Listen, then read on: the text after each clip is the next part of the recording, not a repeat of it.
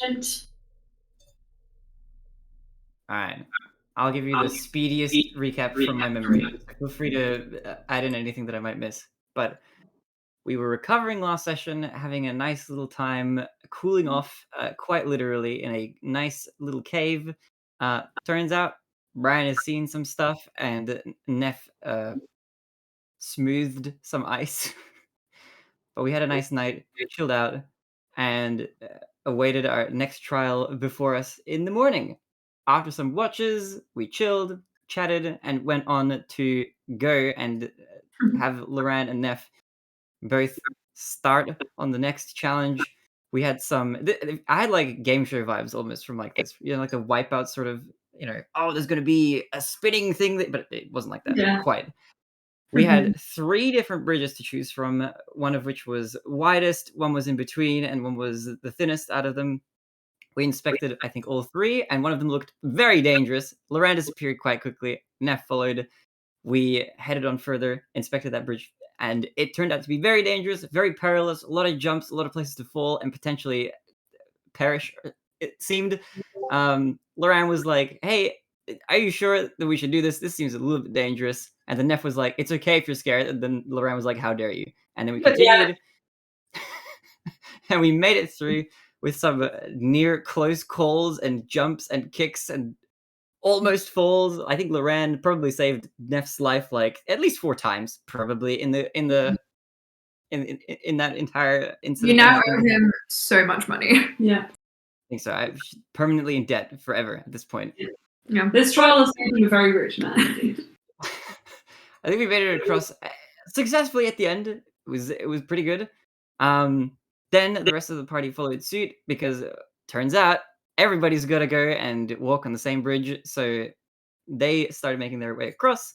And I think we're in the middle of everyone crossing over, or did everyone actually make it across? Everybody has made it across now. Yes. Completely. Okay. Everybody made it across. We're all Thought, good. Nobody's dead. I thought. Okay, no, it's because they had it easier because we put the ropes across, wasn't it?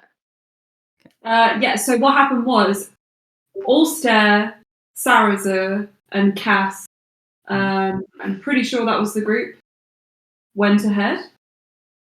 And then Bluey, Slia, and Lucas were last to go.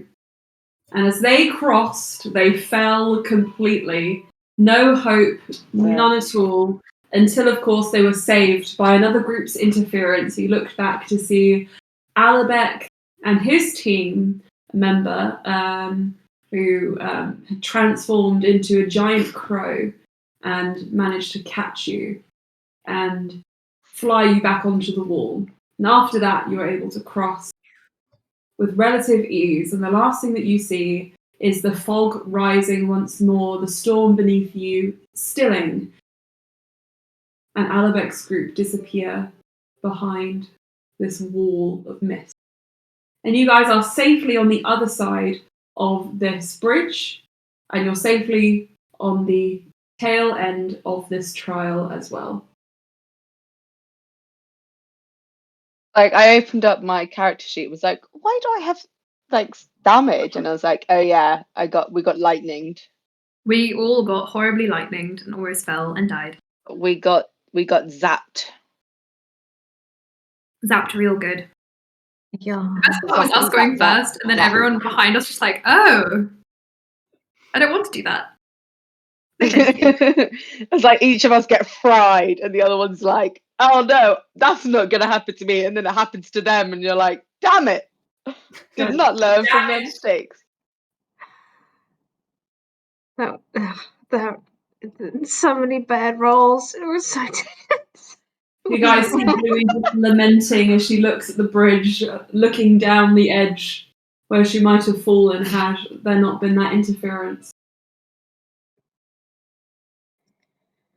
Sarah's goes to Bluey and just pats you on the back and just says, "It's okay. You made it. Although I will admit," and he turns to all of you, "my heart propelled itself from my chest and slammed into the ice at the sight of you all falling to your deaths." That's quite violent. Yeah. But we're fine now. Yeah, we have our feet planted on solid Ice. ice. At which point, before he can say ice, you see Sarah's just kind of like slip and like. But he's fine. He's good. And Luran is looking at all of you from just a very slight distance, just like squinting, almost in disbelief, and just says, I swear to God, I thought we were going to lose at least half of you. I'm glad you made it across. Neff, you can unwedge yourself now. And you guys all look over, seeing Neff just like wedged into the ice like a snow anchor. Oh. It was me the whole time. Well, I I'll think you unwedge guys myself. very well. Mm-hmm. It was Can I Neff. medicine check Sarazar? I just want to make sure he didn't like actually have a heart attack. Sure, go for it. Okay. Because the way he described that, some of those symptoms, I don't know, they line up a little bit. So I'll roll a medicine check. You know, he's not young, you know. You say that. I do not say that. I do not say that.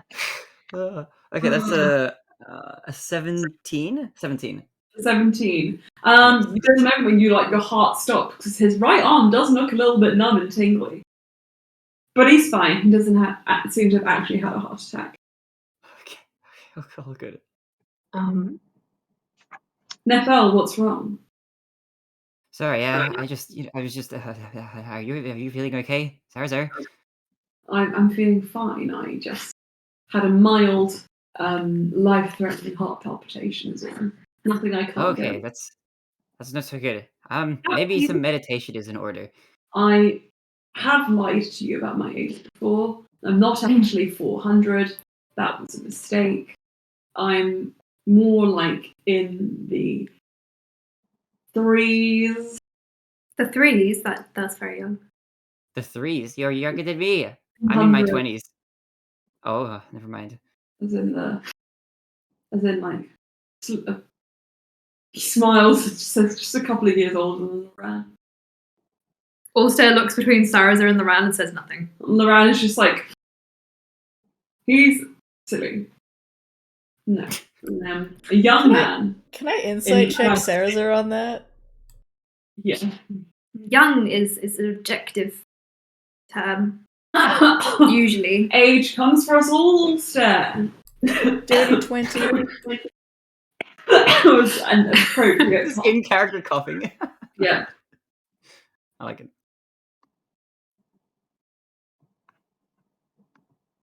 Slayer, what did you roll? Dirty 20.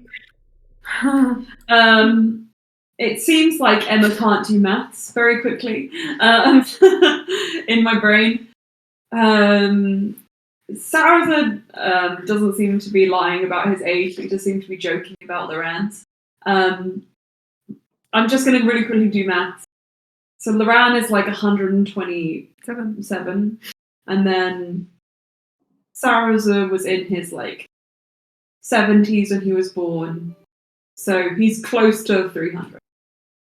For a second, I think when Sarazar was born, he was already in his 70s. Oh yeah, but Sarazar was born a fully formed adult, just sprung forth from a bamboo. Pops out, he's like, oh, my back. Oh my back. Poor Sarazar. I love him. Wait, if Sarazar has 70 years on Luran, then Sarazar is only 290 something. Like 397. No, 297. That's quite old.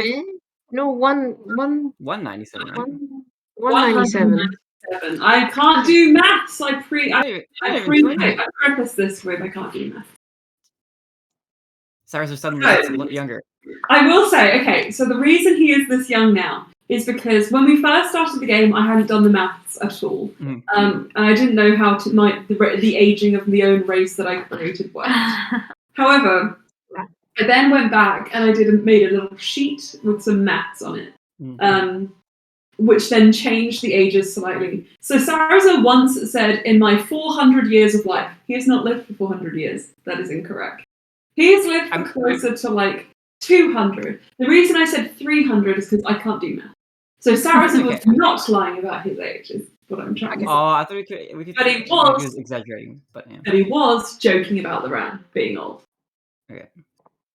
Okay. Better get Not on. old. 37. Humor. Sorry, who said that? I can't see anyone. I'm just blowing my nose. Mm-hmm. Neff will blow her nose in solidarity. Okay, so everybody starts blowing their noses. There are little icicles at the tips of your little flicks. Tips of your noses. Lucas, whilst all this is happening, just kind of like nodding along, like, oh yeah, this is a great group of friends that I've just kind of tagged along with. Looks kind of across the group and then towards you, Cass. You see his brow kind of furrow in concern. What is Cass doing right now? We're all just sort of like waiting at the end of the bridges, correct? We haven't moved anywhere yet. Yeah. I think Cass is literally just kind of like there, kind of staring kind of blankly. I think she's made to, once that everyone's sort of, she knows that everyone's made it safely to the side and that we're all safe, she's kind of gone back to just sort of being near Shu. Oh. I think Lucas will walk over to you, Cass, and he kneels down and he just says, "You're doing real good, you know. We haven't really spoken at all that much, but I just wanted to let you know that." She sort of gives a little smile and like a bit of a nod. It's weird. I have to now play her like so non-talkative, and it's like, this is not right. He will reach into his pack and you'll just pull out a tiny little like kind of hip flask, no bigger than his fist. It's very flat and it seems to be made of like a steel, but like inlaid with like a very like subtle kind of gem and engraving. And he passes it to you and he just says, it's a sort of spiced drink of the alcoholic persuasion. Just in case you need to warm up. She takes a sip, but you can tell it's more out of like she's been offered a drink rather than she actually wants to drink it. Like she takes like a small sip and then gives it back. Our cat, I might be bashing into the wall. He can't break that door down. And then he does, and you're like, "Shoo!" as he transforms. That door actually, like the door that he usually gets through doesn't lock. Like it's got a very loose handle. That's why he can bash it open. But the door upstairs has got a proper like handle.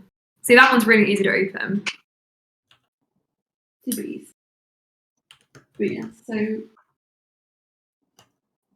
when you take the drink, he seems pleased, but then looking at your expressions like, not helping, is it? Alcohol doesn't quite have the same lure anymore.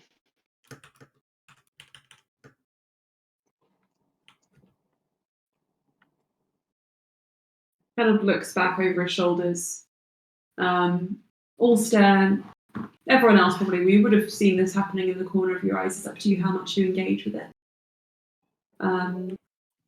But Sarah's looks concerned as well.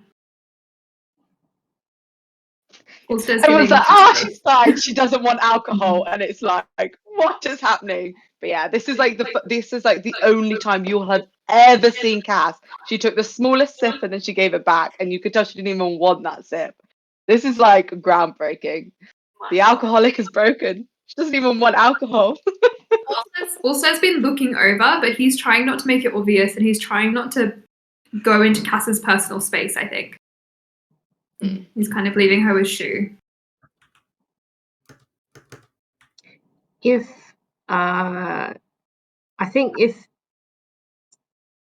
if we looked like we were, getting up to go soon, Bluey might try and like round up the back, if that makes sense, like so that I don't know, like it's a bit, not to spy on Cass or anything, but like I don't know, an eye on everyone. Sure. You're bringing so that you're keeping your eyes open. Do you want us to make me a preliminary perception check, just so that I can see what you're working with? Just me? See what you're working with. Yeah, and you can make them every now and again to sort of show that you're keeping an eye. That's 10.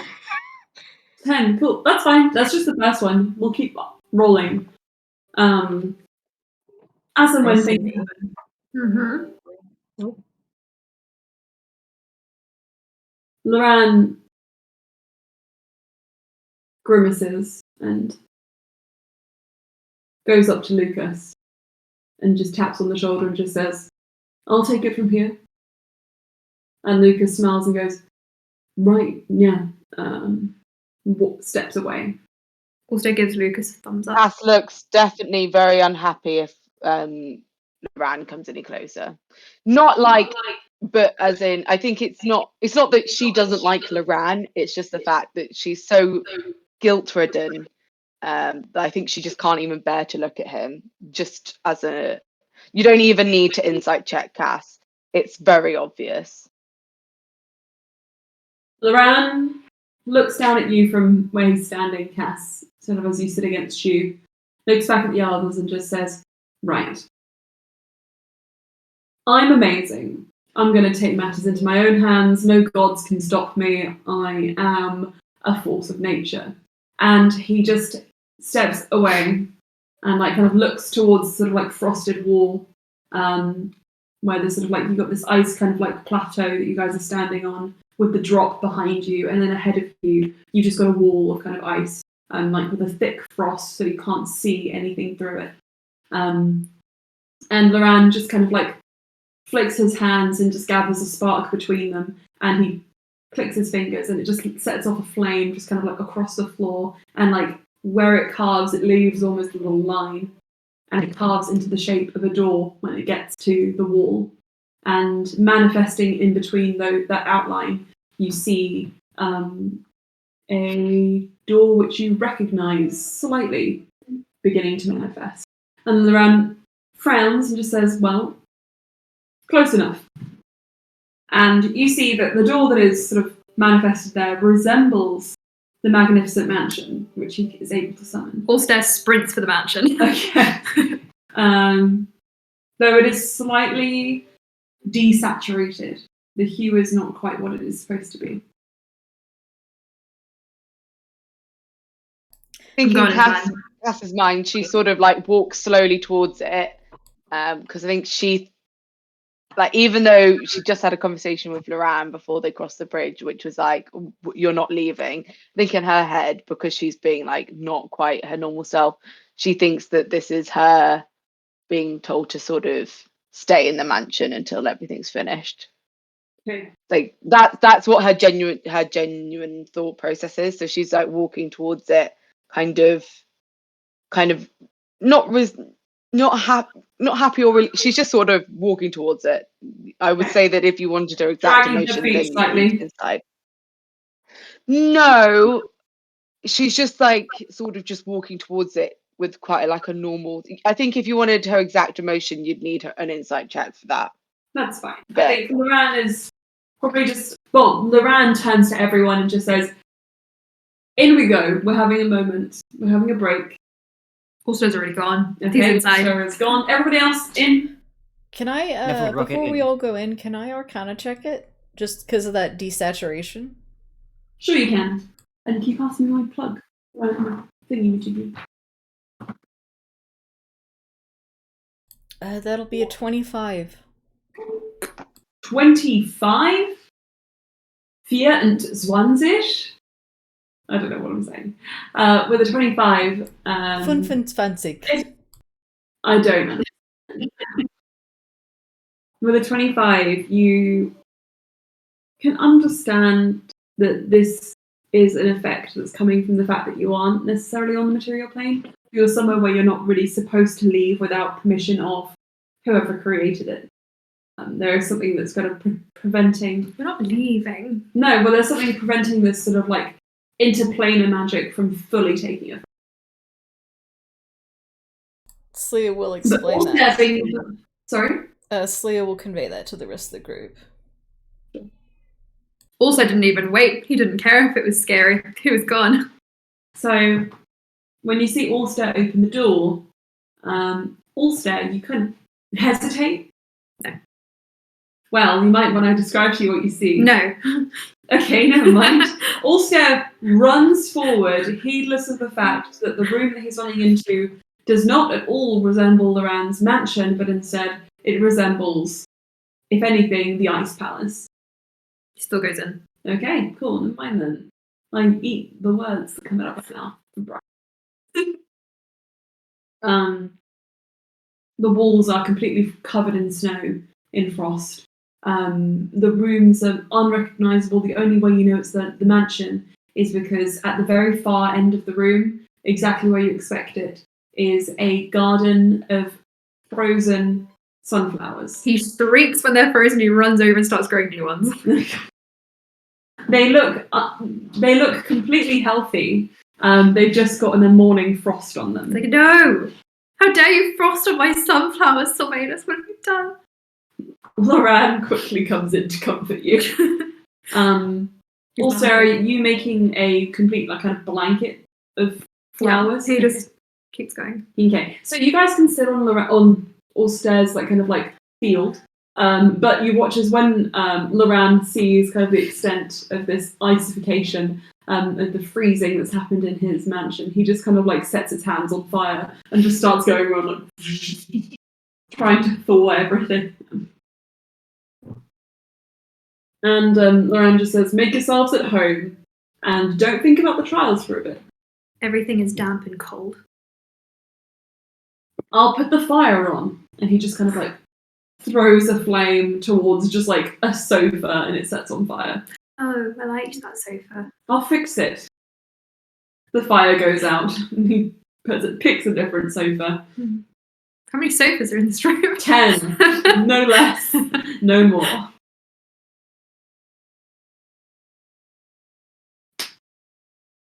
Be jolly all. Is everyone okay? I know Cass isn't. Cass, do you want to sit on the sofa? With 9 of them. Cass is just sat in a. Cass has just gone and sat in a corner quite quietly. She's just sort of watching. Sarah picks you up by the scruff and plops you on a comfortable sofa if you allow it. Yeah, she'll allow it. Good. I would like to sit next to Cass on the sofa. Oh. Cass, you feel Neff sort of plop down next to you. She'll put her hand on Cass's leg, on her knee, as if she's a worried aunt. No. But she won't say anything. Cass Cass will sort of pat it as if everything's fine. Everything's really not fine. Everything is fine. Narrator, everything was not fine. Yeah, literally. She's just she taps it, but if you looked at her, she is just yeah, not okay. Luran sits on the sofa opposite you and then realizes that no, actually he wouldn't. I think Luran sits buried as deep as he can in the sunflowers of Ulster. And he kind of looks over at everyone. Are you guys all sitting down? Finding a sofa of your own? There's enough. There's enough of them. You can have 2 sofas if you want. 2 sofas. Only one person can have 2 sofas. Everybody else can only have 1. Don't want to set any unrealistic expectations, guys. But if 2 of us aren't using the sofas, then another 2 people. Okay, so then we can have Sleia 3 people on the floor. can have 2 sofas if they like. Okay, you're not saying. Wait, what? Sorry. This session is brought to you by Sofa Mathematics. Sleia, are you on the floor? Bluey is on the floor, so Slea's I'm gonna go join Bluey, because we almost Jesus fell Christ, to our Luran deaths. just, So Slea's just I'm just gonna provide you link all. arms with Bluey and just be here with Bluey. I provide you all with ample sofas for a lifetime. The most beautiful chaise lounge, the most beautiful reclining armchairs, plush fabrics, plush cushions. I cannot believe that you 2 are sitting on this frozen, damp floor. We're sitting on the frozen damp. I'm enjoying some time with my son and my husband. This is family time. That is just an insult. During this rant, Neff is just slowly sinking in between the 2 cushions. I see, I've even provided a sinking sofa. Maybe Sarah should have 3 sofas. He needs them, apparently. I'm a lot smaller than I used to be. You need more of an ottoman. A puff. Neff needs like a little pet sofa. You know those ones you can buy for like a pet dog or something? The little small ones? Yeah, very cute. We should have gotten one of those small pink chairs for Vans. He would have ruined it. She's getting smaller in my mind. I don't know why she's like turning to like the size of a corgi now in my like headcanon for some reason. Just the energy of a corgi. Anyway, we have unresolved tension, and I think we need to talk about it before the next trial. Very kingly of you, Ulster. I am very kingly. I agree, Lucas says. So are you, Lucas. Thank you. Wow, so you guys just kind of sit and stare at each other when you have to have difficult conversations? Well, usually, also fumbles around. He pulls up a stick from under the flowers. Don't know where this came from. This is the talking stick. We've done this before. I have the talking stick. I believe last time we did this, Luran put me in a locker and Cass was the one who was mediating. So I'm going to tell you all about my feelings. I feel like this is going quite well, although the last trial we kind of failed pretty badly, but we got across, and that's what matters. I've been seeing hallucinations, but I haven't seen any today, and I think that is an improvement, and I'm choosing to stay positive. Next, he hands the stick out. Who is taking the stick?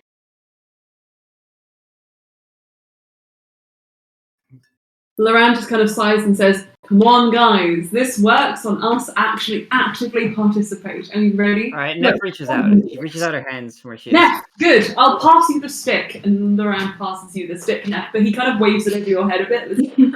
You want it? I'm stuck in the sofa. I know. I designed it that way. Here you go. It's a trap. I've been fooled. Passes She you the holds the stick. stick.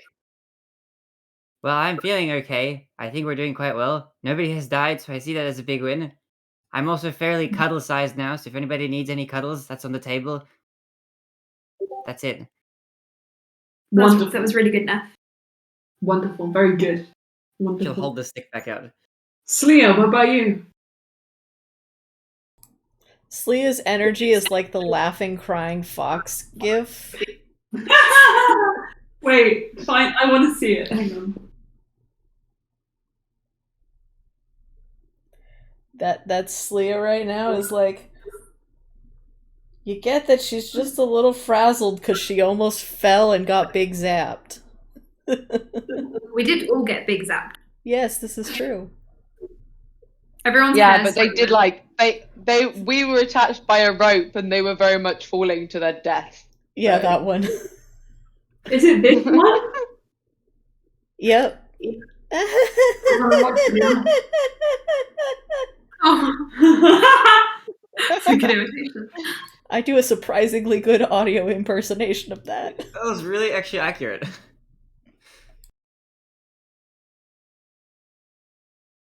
So Slayer does that for about a minute, and we're all just like, Yeah, Lee has the stick and is just like crying, and like Cass is like nodding, like yeah, I feel you. And then Slia, Slia do you passes the stick on to somebody. Slayer, do you want to voice your emotions or just cry about them and laugh? I don't know what that was. Hard. It's hard to say, really. Mm-hmm. Sarazen gets up off of his 3 sofas and joins you on the floor, and Luran goes, "Just for fuck's sake." So he comes over to you, and he'll sit by you. He just says, and say it in a way that you can understand. We'll do our best. She just pats him on the shoulder. Thank you. But she's got that like 1,000-yard stare. Wonderful. Okay. Saraza, you go next. Me. Okay. Yeah. He takes the stick. I feel like we're not very good at this talking thing. So how do you feel about yourself? I sometimes have body image issues. Oh, Cass wasn't her normal self. She'd be like, But that ass is good. Dead ass though. Dead ass though. It's People have been commenting on amazing. my body a lot more recently, which I'm confused by. And it does make me want to cover up more. Why would you do that? I feel you spoke very quickly. I'm hyping you up. I would rather be like a ship passing in the distance, which is that you kind of don't take notice of it. I think you should take fashion tips from Luran. He knows how to best accentuate people's bodies. He completely redressed me. I did many times. Cool, so I'm not funny anymore either. I was just looking at all of you, this beautiful house to sit in. Okay, it's a bit cold, it's a bit damp. Sorry, so give me the stick. Sorry, give me the stick. Sorry. It's a bit cold, it's a bit damp. And you guys just insult me. We love you. We do. Also, you're very funny in a lot of the situations where you're not actively trying to be. Yeah. It's a natural sort of funniness. I don't think you have to force it. That's 100% accurate. Luran stands up. There are sunflower petals kind of stuck to him. Sorry, I let my emotions get the better of me just then. I'm above you all, quite literally now. I don't need your judgment. I'm happy in my skin. And all that matters right now is that we respect the rules of the talking. So who wants to go next? I don't think you actually spoke about how you were feeling. You I just kind of insulted feel everyone. like the sexiest man in the room. Right. Can I insight check Luran? Oh, yeah, same. Okay. 24. 24. Luran looks incredibly detached from the situation. You get the impression that he is feeling far more confident in here than he ever was out there. Natural 20 for Anna. Natural 20. 22 Bluey, for Slia. Luran looks relieved that he was able to cast this spell and looks almost like he's like glad to be in this space. Because it's his safe space, you can understand. Emma, Cass Yes. got a 21, Mhm. and she's sort of looking at Luran, and I think she's specifically trying to gauge Luran's feelings towards her at the minute. Okay. 21. So when Luran says what he says and he passes over the room, he looks briefly in your direction. You get the impression that he is sort of conflicted, but he's concerned about you and wants to make sure that this goes well. You guys can talk mostly for your sake as well as the sake of the whole party.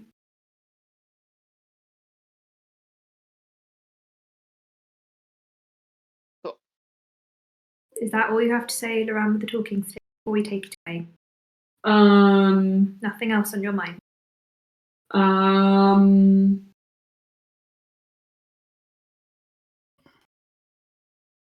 Yeah, I'm good. Can I take that particular part? Sure. I thought the talking stick didn't work if you're lying about things. 26. Did you say that? Ooh. Ooh. 26. Yes, Leah says that. Paul says like,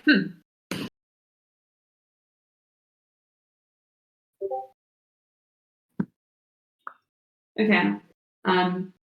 So, Slia, when you say that, Luran looks at you, and he just sits back down into the sunflowers, and he just says, "Right now, I feel insulted. I'm going to sit down. I'm going to relax. And I'm going to pretend like we're not going back to the trials after." I got a 26 insight. What do I get? Luran's upset. Why are you upset, Luran? Well, I'm not upset at all. I'm just, I'm just trying to remain my amazing, positive, full of confidence self You seem in a avoidant. world which is stripping all of my self-assuredness away, But we tell you how much we love you every day. I know, but that doesn't help me love myself. A crisis here. Oh my goodness. Okay. Luran. Why don't you love yourself?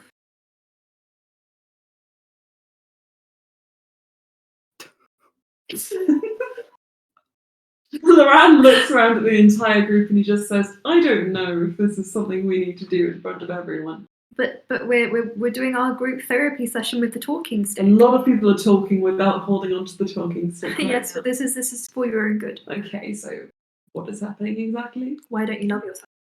I need you to make me a persuasion check, please. Do I get advantage because I'm all star? That's a good argument, actually. Just Luran. No, just 3. That's actually really good. Good. Okay. Plus 6, 25. 25. Luran just sort of sits there for a second and he just says, all right, circle of trust and whatnot. When I was a lot younger, When I was a little lad. when I was a little lad, My mummy.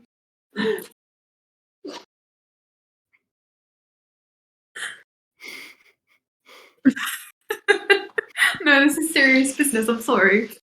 Okay, wait. If we're about to get into serious business, I might just take my leave here so you can get into it. Okay, I don't want to interrupt when there's going to be good scenes going on. I'm sorry you had to leave, Thomas. Okay. That's okay. Bye, I will watch it back. I would really Thank you for appreciate being that. here. What's love? Thank you. Bye. Bye-bye. Good sleep. Sorry. What the fuck can we say? Right, Luran just says, when I was a little lad, I was a much different person to who I am right now.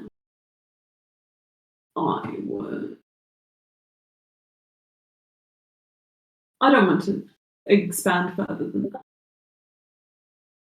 And just recently, it's been harder to enjoy the experience that I am right now.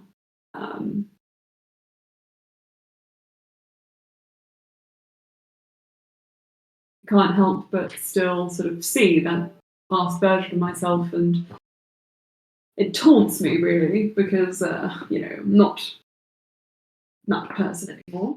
Not without marks against my name, wounds in my heart. Isn't that so dramatic? But we love you now. Exactly as you are. Mm. Do you remember when Titania offered to take away anything that was traumatic or painful for me, and I said no? I do. I think that's because I'd be a different person, and I would wager that it would be the same for you.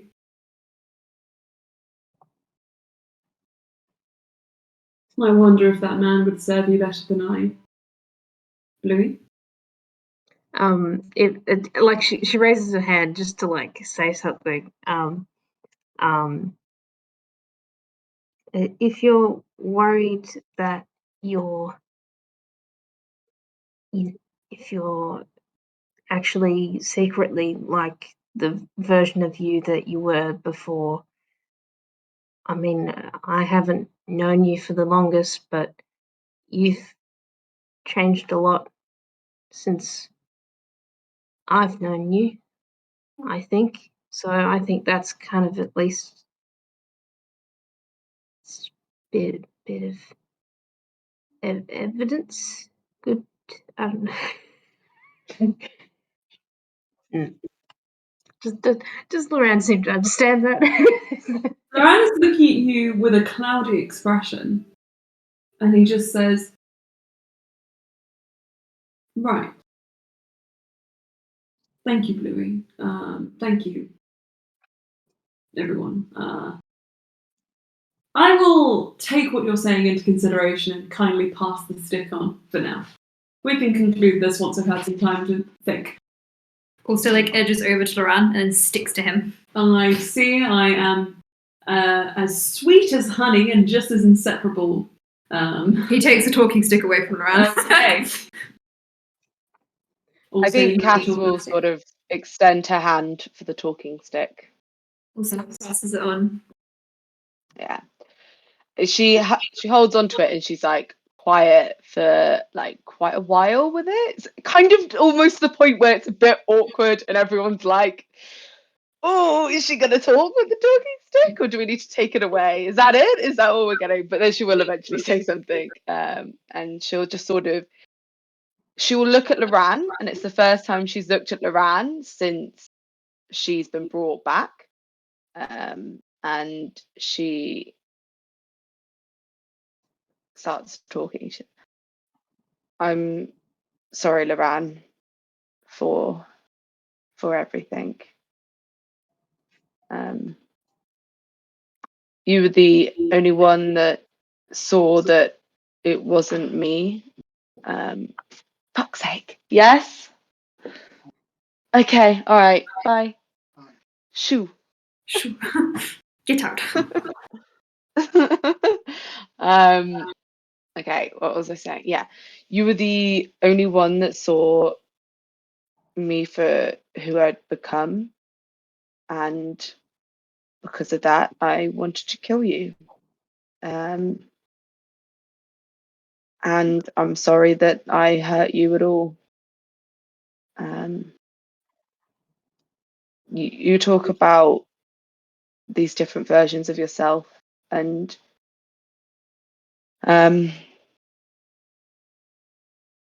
having these, and I was there the entire time, but I wasn't strong enough to stop her doing all of the things that she did and all the things she wanted to do. And we talk about different versions, but she was me and she is me. She was me when I signed that contract. And there's a part of me that's still like what she knew what to say. In the charisma trial, it was me that she faced. And even though she won, there was still a part of me that was fighting, but then a part of me that didn't want to fight.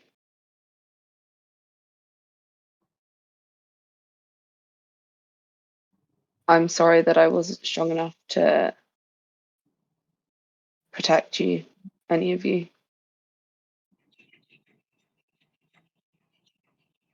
Luran wants to wait until you're finished up fully before he says anything. I think that she is finished at that. I think she sort of like puts the talking stick down and is now no longer looking at anyone again. Luran nods. And kind of takes the stick if you offer it. She's like kind of like placed it in the middle of the room. Luran takes the stick and he just says, Cass, I knew that person wasn't you because, I mean, we know each other so well. Besides, I'm so smart. I'm so much smarter than anyone else I've ever been. Except maybe my mother. I was going to say your mum. Yeah, I know. That would have been a funny joke. Also. Sometimes people will just say your mum and that's the joke. I don't get it. Neither do I. But anyway. He looks to Cass directly as well. holding that eye contact, and he just says, "The reason I kicked up such a fuss at you is because I wanted you back. Not because I wanted to hurt you. Not because I wanted you to leave. In fact, I think you have to stay. I'll admit, I was a bit pissed off.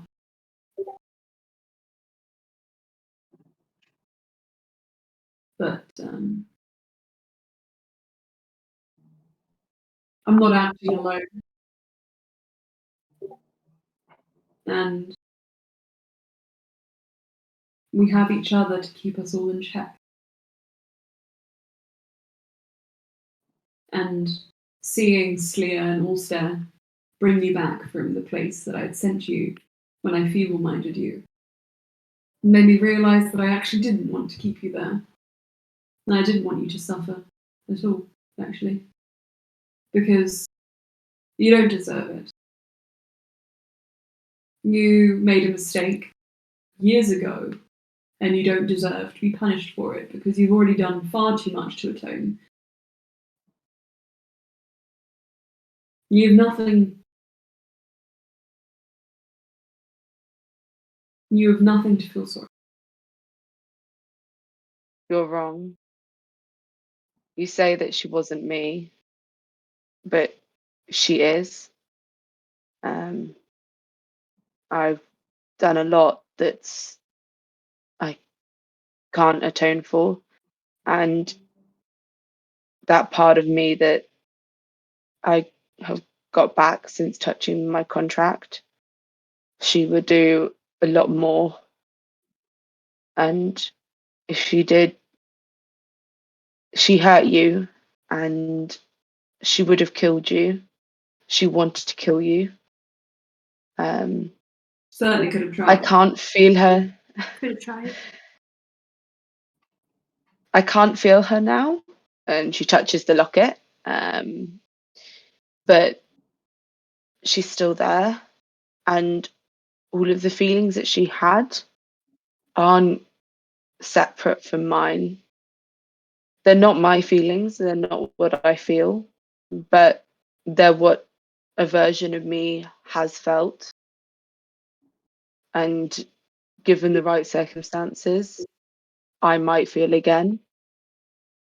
I made that mistake many years ago, but I've made many more since. And I worry I've not grown and learned enough from that mistake, and that I might make it again. Okay, Ulster. Also just holds out his hand for the talking stick. He's bundled himself up. He's like, it's a bit cold in here now. I've heard someone say that the people we are is not what's going on inside our head or what we feel the potential is. It's the eventual choices that we're going to make. And I think every choice you make is determining who you are, Cass. I've seen you make some very good choices, some not so good ones, but that's kind of all of us. And I know every single person in this room is capable of great evil, but because we choose not to use our powers for that, some of us more swayed than others.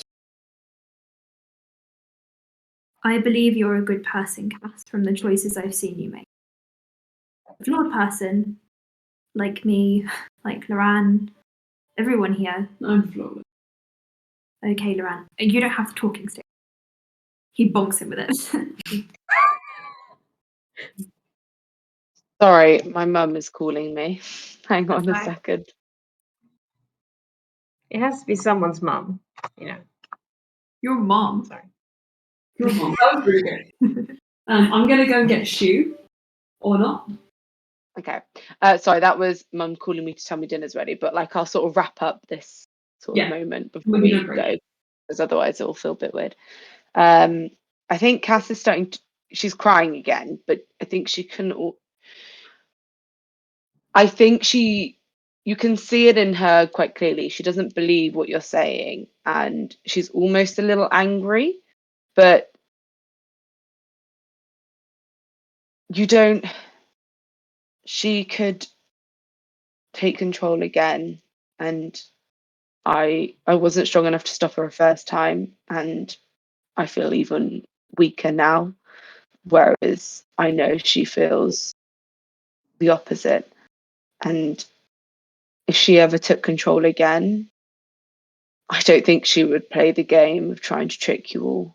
She would do as much damage as she could to anyone that she could, and she would leave. I am.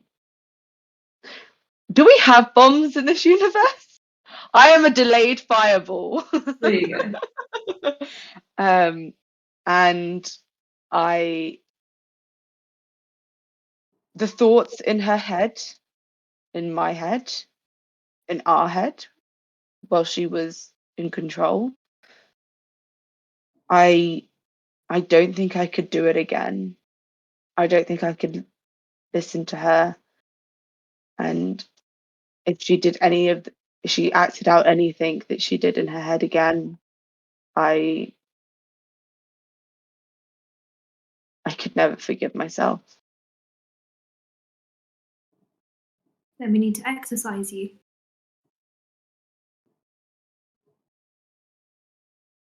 It's the only solution that I see, really. Yeah. Because I don't think you're an evil person. I think you're possessed. And usually with possession, we exercise the thing. And sneeze.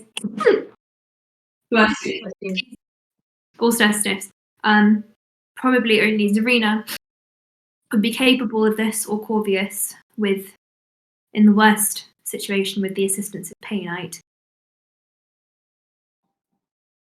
But a possession normally means something that is not yourself, that is taken over. She is me. Yes, but did you feel like this before you touched your contract?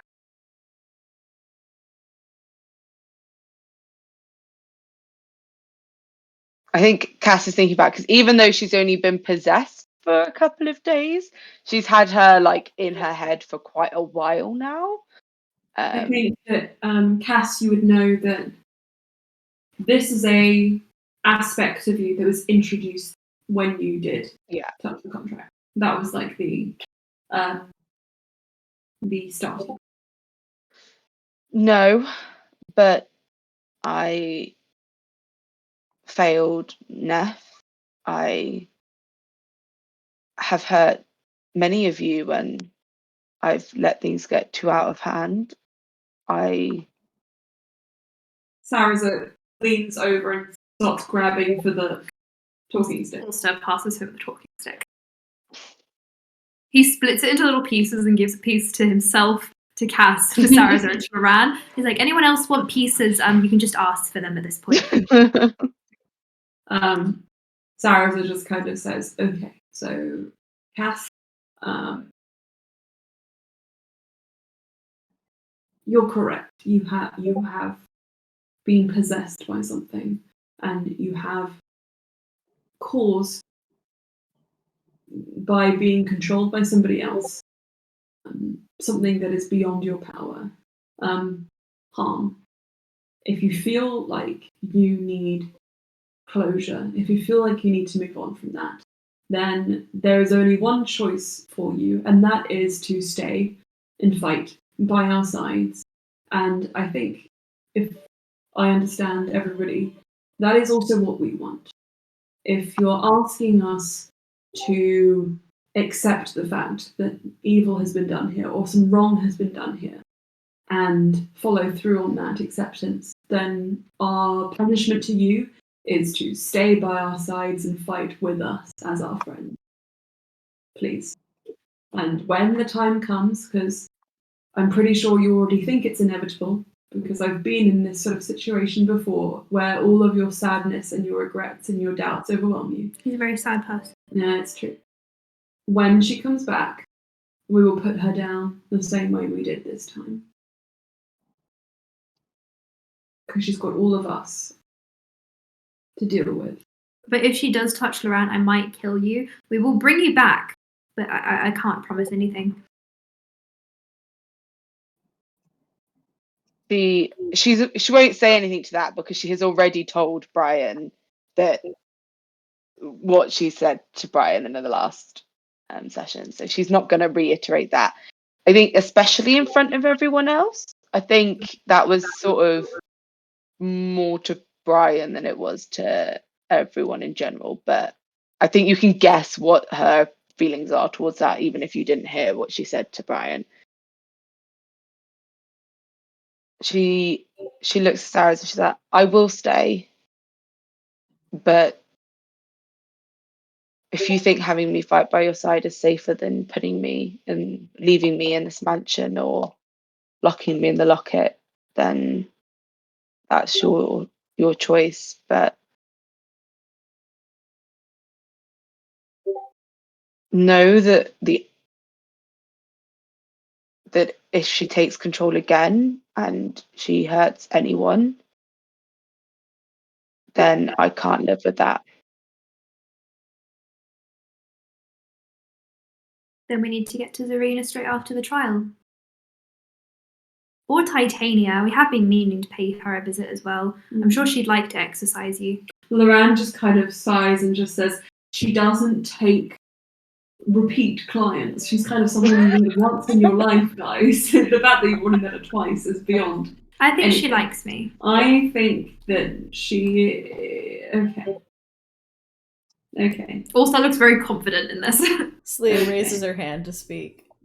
Yes. Leah, have a piece of twig at this point. He tosses her one. Good. It's like the Mean Girls scene. Yeah. And you have a twig.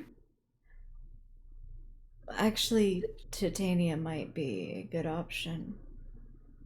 Because I mean, if Cass is going to be hers, then she isn't going to want any competition from Elan remaining. And she certainly would have the power to do it.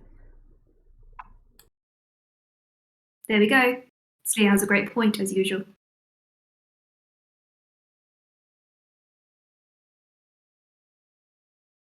You see like a little frown cross over Cass's face, but unless anyone asks, she's not going to speak anything of it. Well, it's really only two options. We kind of get rid of you, which we're not going to do, or we exorcise you. So I'm going to vote for exorcism. I also We're voting. Luran says, I vote for exorcism. That was very funny, Luran. Yeah. Almost had us. I did. I was considering. No, I'm joking.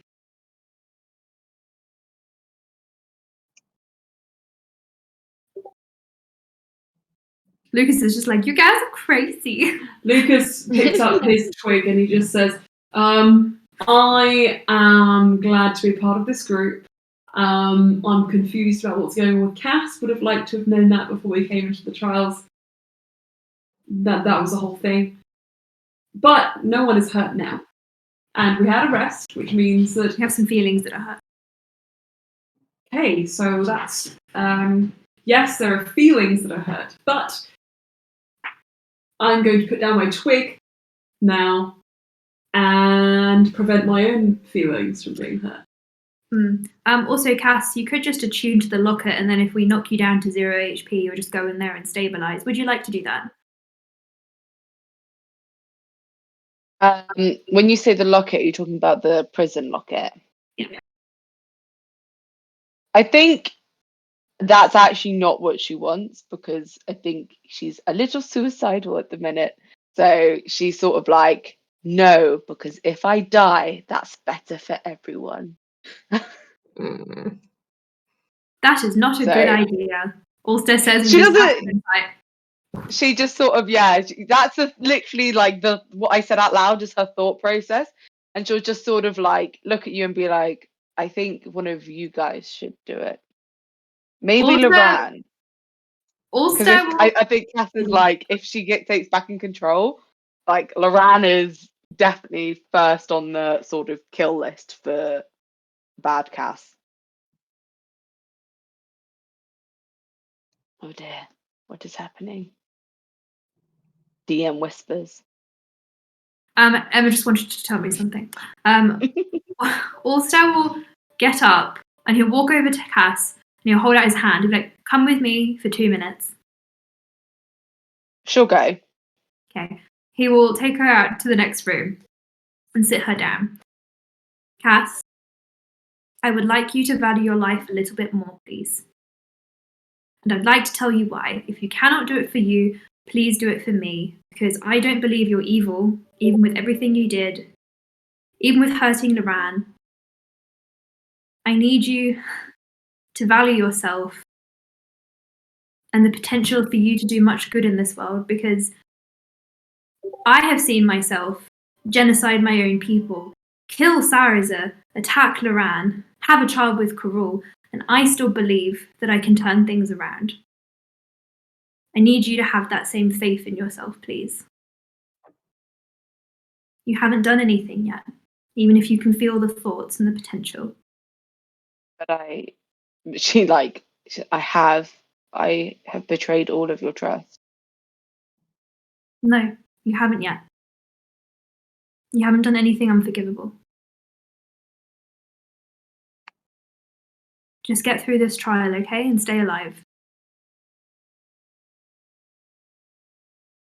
It's more about you staying alive. Oh, trust me, I have great faith in my power to stay alive and to unalive other people. You should. Okay, so please, he gets out the locket. I can protect Luran.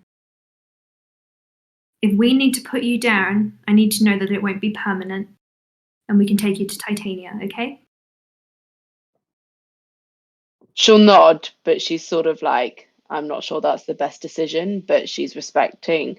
You've never seen Cass so sort of like, normally she's quite strong in what she believes, so even if she has an opinion, she'll like make it known.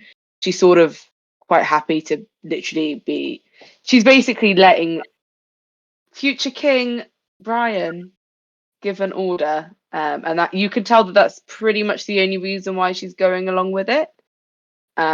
She doesn't necessarily believe it herself, but she will do it.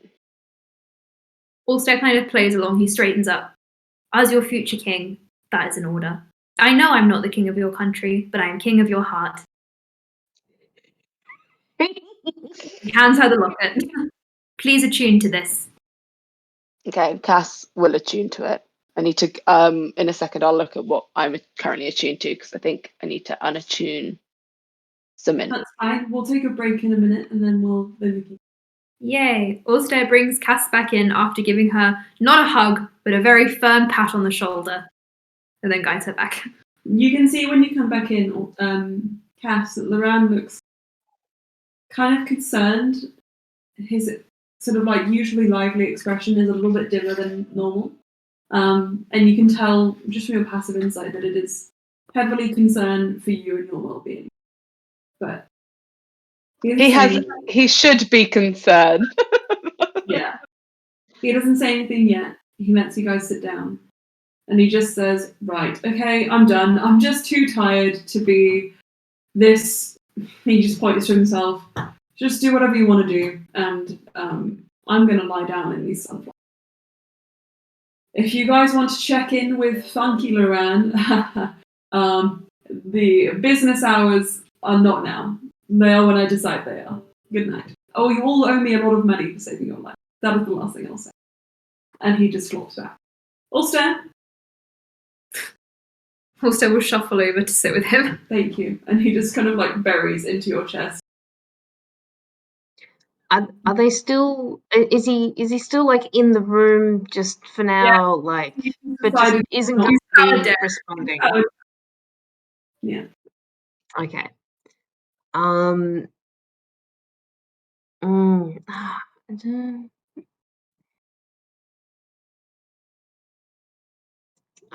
look. Bluey's thinking about like the what she. I think what she figured out with her charisma trial, in that she was told new information to her, but I think like she rolled poorly, but figured out that like she might have still known the thing, but it may have been suppressed Mhm. in some sort of way.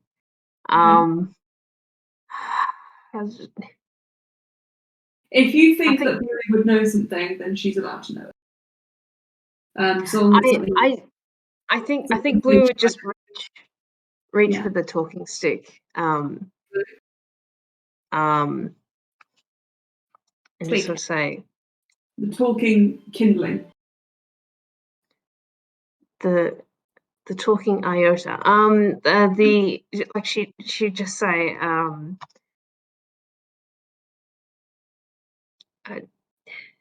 did anyone learn anything new in their little room?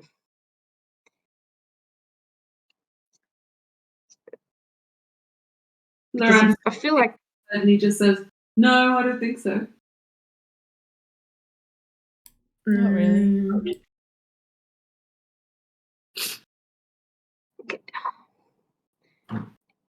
it feels like I did,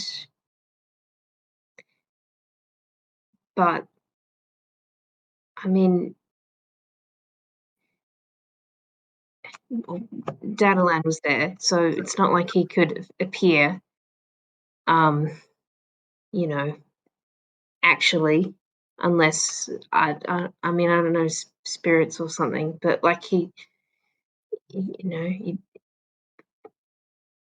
told me something about what he did that, I mean, it sounds true. But I have no memory of him doing that. I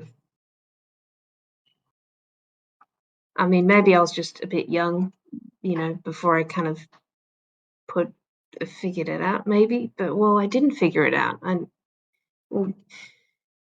I don't know.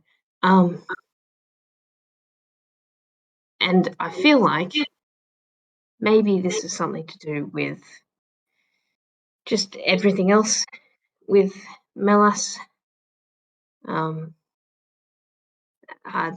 Yeah. Also, very glad. Thank you, Luran and Neff.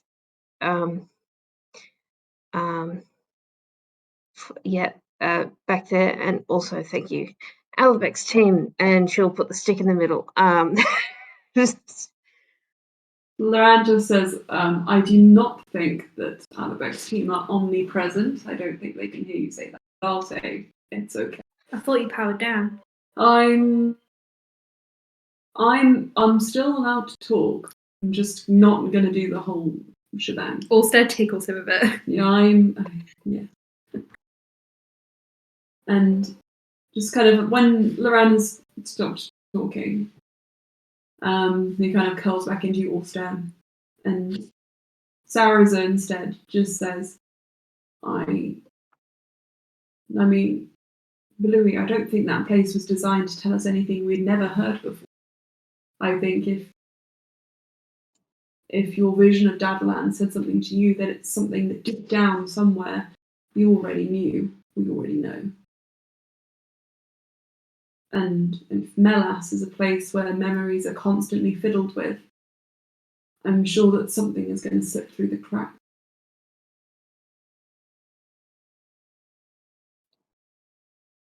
I mean that.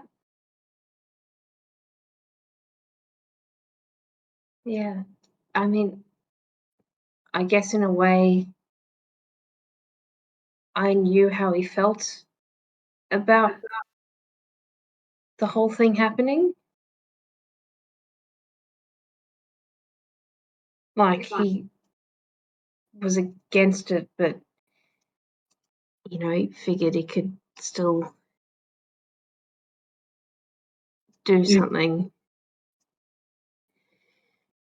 Well, if that was your impression of Dadalan, then maybe that's what you were seeing. I at least felt it was more of an impression in my trial.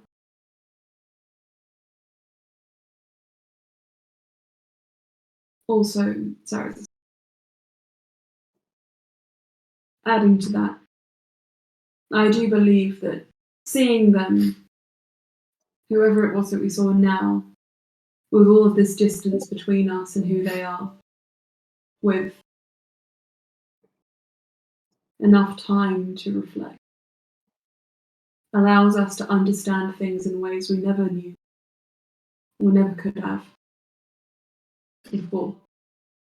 And Bluey Dadland was a long time ago, I believe.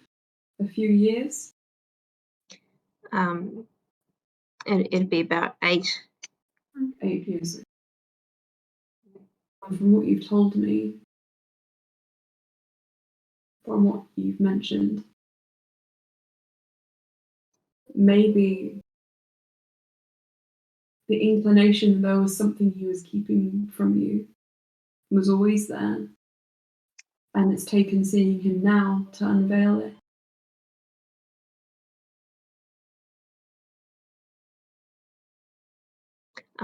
She's thinking about like Brian's comment about having an impression of someone, and she's sort of like very quietly will say like, I hope the hug was real enough. Like not for anyone else, but just yeah. I think Sarah is already hugging you, at least a little bit. Oh. I feel like crying. I didn't want to downplay the importance. I felt my too. I felt like he was there. And that Luran hugs you tighter. So kind of I know, it's okay. So Sarah just kind of leans back and Lucas just says, so you saw your father figure. I saw, he looks at you all stare. I saw your mother. Scary. Who did you guys see? He just kind of looks around. Also looks uncomfortable. Okay. Should I take that question back? That might not have been. No, it's a fair question. I think let's go the other way from Lucas. He calculates that he's sitting just far away enough. Selena? I told you on my watch, my aunt. I remember that. Yes. Me. It was me in the trial.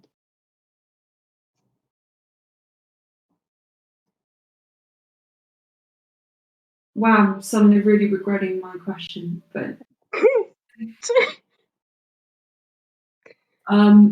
he looks around desperately. Saraza, who do you see? And Saraza was just like, doesn't say anything. Blue will ask in Draconic to Courage. Did you have a room? I had a room. I had a room, and Shu was there. You see, she was flying all around. She was trying to eat me. Oh. I was very courageous though, and I managed to play a little game with her to stop her from biting me, which was a game of see how close you can crawl to her mouth without her closing it. As this is going on, Ulster will seeing Lucas floundering. I think the most important thing is, how did you get the key in your trial? Was it given to you, or did you take it? Luran just says, raise a hand if it was given to you. And Lucas raises his hand. Sarza raises his. Was Slea's given to her? Vice Get it out of. I hadn't written that down. I think it was. I think it was given. Yeah, it wasn't handed, but it was definitely the Sinestri melted. Yeah. Yeah, same with Karul. Yeah. But Bluey's a bit confused by the question because it's like, well, he didn't give it to her, but like, Did you you know, mean he, your Or did you have to force? destroy? Oh, no force. No force. Good. And who took theirs? Cass, you don't have to answer. Luran puts his hand up. Also looks pained when Luran puts his hand up. Neff puts her hand up. Neff, who did you see? I saw Elijah. Oh, Yeah, I don't really know why I got him, but there he was. I mean, he did take Osha, so that makes sense. I saw Karul. I think that's pretty obvious. I also saw myself, but I think that was just me having a bad day. I think Karul was the one intended for me. The Dahane's just quiet. I mean, you feel like Karul would be a bad day enough. I feel like that's a bit. I would think it'd be a bad day, wouldn't you? But I didn't attack him. I felt wrong in doing that. He didn't like it though. He was very unhappy to give me the key. Bluey does not say that'd be Karul of him. But I say it now as me. So there you go. On that miraculous pun, as you guys kind of fall into an uneasy silence thinking about these past trials, we'll take a quick break. So you can get dinners, go to Lou's, Okie dokie. and then I we'll will be back and on pause. in about, yeah, Back in maybe 10? like, 10 or so, and then we'll be back on. Cool. Okay. Right, bye. Bye.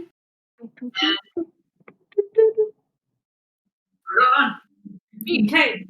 Nice. So, start with me just saying nothing and drinking water, and now having a chipmunk voice. Okay, that's good. So,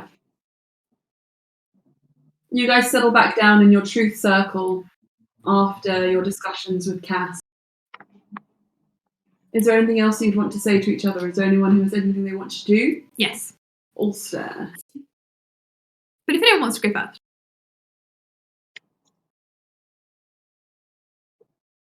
I love your face. I think Bluey would feel the need to say anything more. She might, instead of sitting up, she might just lie down on the floor, still awake, if someone wants to say something, but just Cool. What do we say to an hour and a half rest, and then we'll go to the next trial? Probably Yeah. a good idea. Cool. Luran, can I Yeah, I sleep think in Cass the might try to get some healing points back, I think. Oh, I healed you for 70, so No, not from the fight, but from the lightning. that damage. oh yes. Okay. So, if anybody would like to expend some of their dice to, what's it? If anybody wants to spend some of their hit dice to get back some healing, you may certainly do so. What are my hit point dice? I've no. As a fighter, it'd be D10, but I'm not sure what warlock. It'd be 10, but I suppose, and I have because I have 5 levels in fighter, I'll 5d10, won't I? And warlocks are d8s. Cool. All right.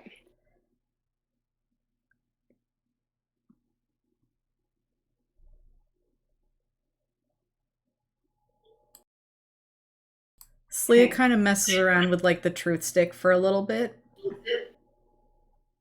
Luran and Sarah's are kind of look you. Well, actually, all the NPCs look in your direction as if expecting you to speak.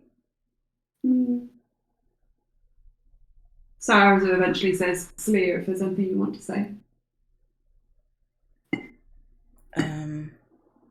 Maybe something that I should have said a while ago, but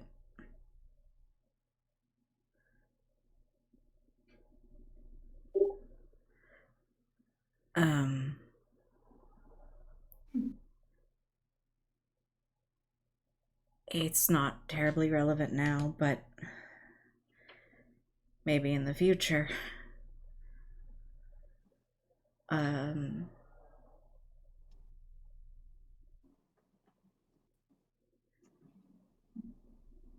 And I've already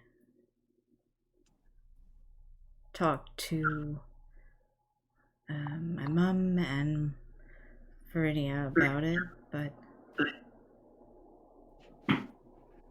Feyways might be a one-way stop for me. What do you mean?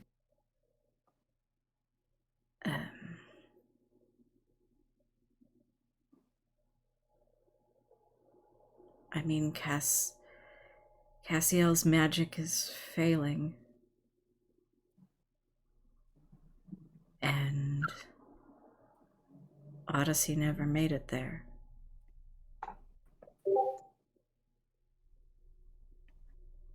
You mean you want to stay in Feyways? No.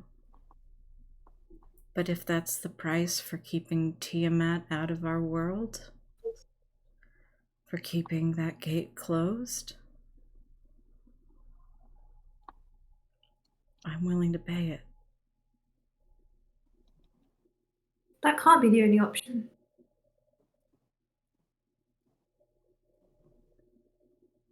It's not the way fate works. I need to see what's in Odyssey's journal. And I need to talk to Cassiel. But I thought y'all should know. You have a child on the way, Slia. Yeah, Cass is going to reach over and grab Slia's hand and say, "We're not losing you." I have a child on the way, and if I fail,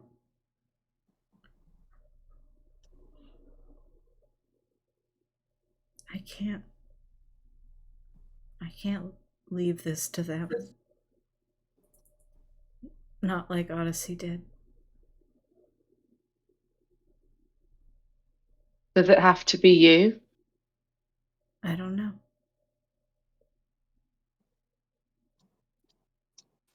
Before we make any grand... Oh, what's that pulsing noise? Before we make any grand gestures of staying behind, because I don't think any of us are willing to let that happen, let's figure out the options. See what we can do.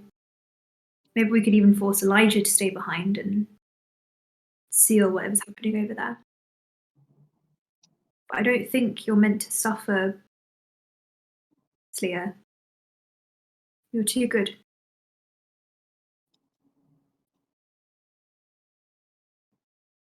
I mean, you said earlier we're all capable of evil, so...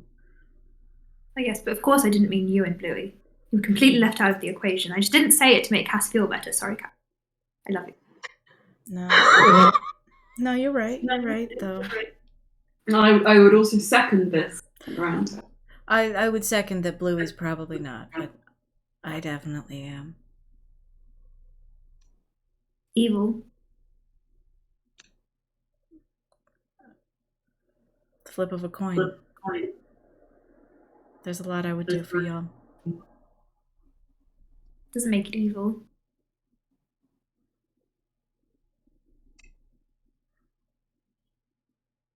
Thanks for telling us, Leah.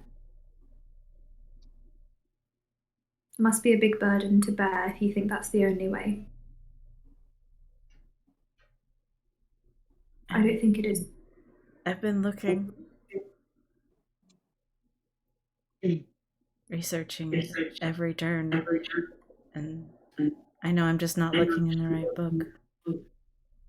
You're only one pair of eyes. Exactly. Now you've got many more to help you. Luran sort of sits up at that point and he just says, less so eyes, I think this is more a job for hands and swords. We already know that there's only one book which has the answer. We just had to fight for it. Elijah's kind of small. His magic certainly isn't. That's not something to be underestimated also. I was trying to lighten the mood since you were not doing it. I've powered down, remember? That's why I'm powering up. Okay. Unless Saraza wants to do it because he's the funny one. Brian powers up in front of us. Bada bing. Bada boo.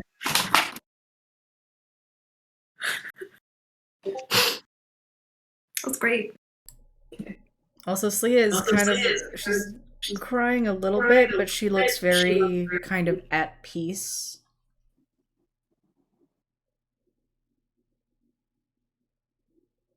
It's not over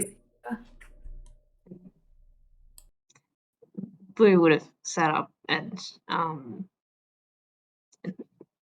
put a hand on Slee's shoulder.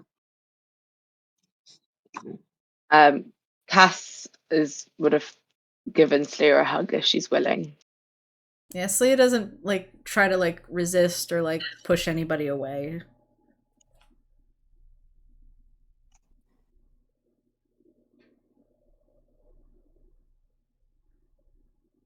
Good thing we're going to see Titania. Luran just says, I can't make that happen. Oh, no, I can try and make it happen. Luran actually, hang on. Luran stops and then looks at you and he just says, are you thinking about what? No, never mind. Can we insight check him? Yeah. I thought I was going to ask, do you have a crush on her? Are you thinking about what I think you're thinking about? Are you thinking about her boobies? 28. Take that, bitch. Luran seemed like he started saying something and then he stopped saying something because the DM realised that he probably didn't know it unless Ulster shared this information. Did you share the contents of your conversation with Alabek with the group? Can I share it now? Okay. Considering we're having chats. I think if you do that, Luran would actually narrow his eyes and he would say, are you considering asking for Titania's help? Yes. That's actually very smart. I like her. And she likes you. Yes, she gave me hair. She's not a god. She's not necessarily less powerful than a god. Just a different genre. Adjacent Oh, to powerful. And tall. Is lowercase rather than uppercase.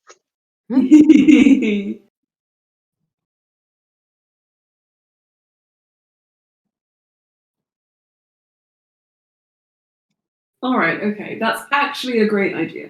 If it had been any other context, I would have said no. But seeing as it's we all are pretty much, together on the fact that we dislike Sylvanus. Ooh, blaspheme.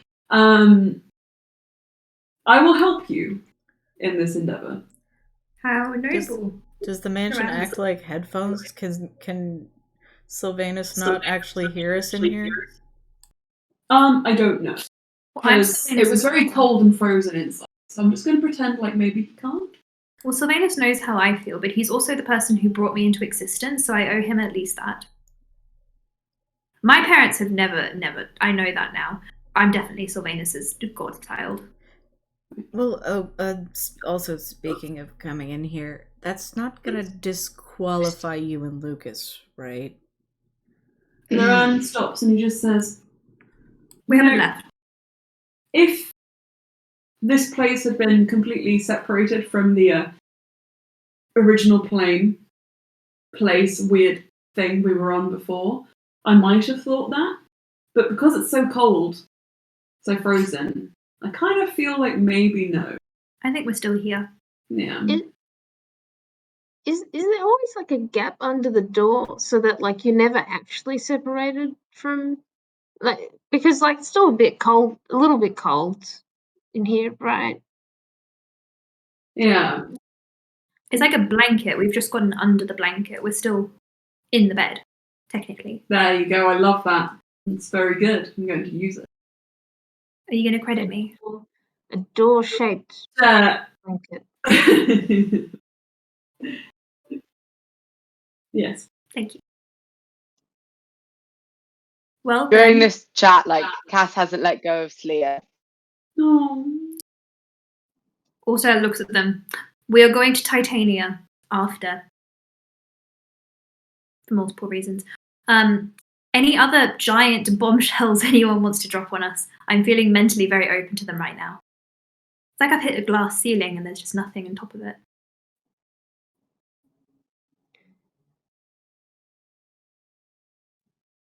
I'm going to separate from the group for a while after this. Oh. I think Sorry, I thought I was gonna say. Did you think he was going to say I'm going to separate from Lorella? Yeah, I was thinking that told too. Daddy well, yeah. I think Ulster knows where we're going. I just didn't want you guys to think that I was leaving you because of anything that happened. I've been planning this. How long is the separation? Because we all have separation anxiety. I'm not sure. I mean, you know, we don't own you. There's That's You don't true. own me. you've been a very great mentor. And Blue sort of whips out the sword, and there's a little spectral hand, and then she puts it back. I thought we were about to duel, but we weren't. It's time. Duel. Okay, Sorry. let's Two call kinds it of 3 people, days then. duel of fates and duel time to duel. Sarah just nods and then listens to you guys making dueling puns and then just quiets down. Your leave has been approved. Sorry. Anyone else? No, y'all have got Luran, mine. stand up. Luran? When we got married, I shaved off my goatee, and it's never grown back the same. I've been using magic to make it appear so all is fine, but I'm sure, as you have all seen, because we just walked through an anti-magic field, all I have now is a little peach fuzz. It's very cute. You know, growing hair. It's a point at my chin. Growing hair is very foreign to me. Sometimes I wish I could do it, but you know, it's. That's a bombshell. I'm Right. You If embrace your Cass soft could jawline. do it, yeah, if Cass could do anything other than sort of bury like herself in a hug with Slia, she would have said you should go to the Haynam tribe, but get some pointers. But Good. this is what I would say, and what Cass, if she was feeling her normal self, would say. So she doesn't say anything. She doesn't seem to have noticed the talk about the goatee at all. But I did. The point is, Blue is still impressed. It is quite impressive. Now, that approximately took 11 minutes, which means we have an hour and 19 minutes left. So I will borrow Luran. The rest of you, please entertain yourselves whilst I speak to him in private. Luran nods and says goodbye, and you guys can disappear to another room. Look after my child, our child, the sunflowers. Sarah goes and sits in the sunflower. Thank you. Shuts the door. Cass will just as a point, Cass close to the end will recast some of those Yeah. rituals again. Yeah, that's fine. Also, you can take Luran to another room. You close the door behind you. He starts poking around for private rooms. Like, no. They are all private because everyone else is in there. He finds a nice, cozy private room. He turns to Luran and says, I had a wonderful idea. What's that? Well, I want another child.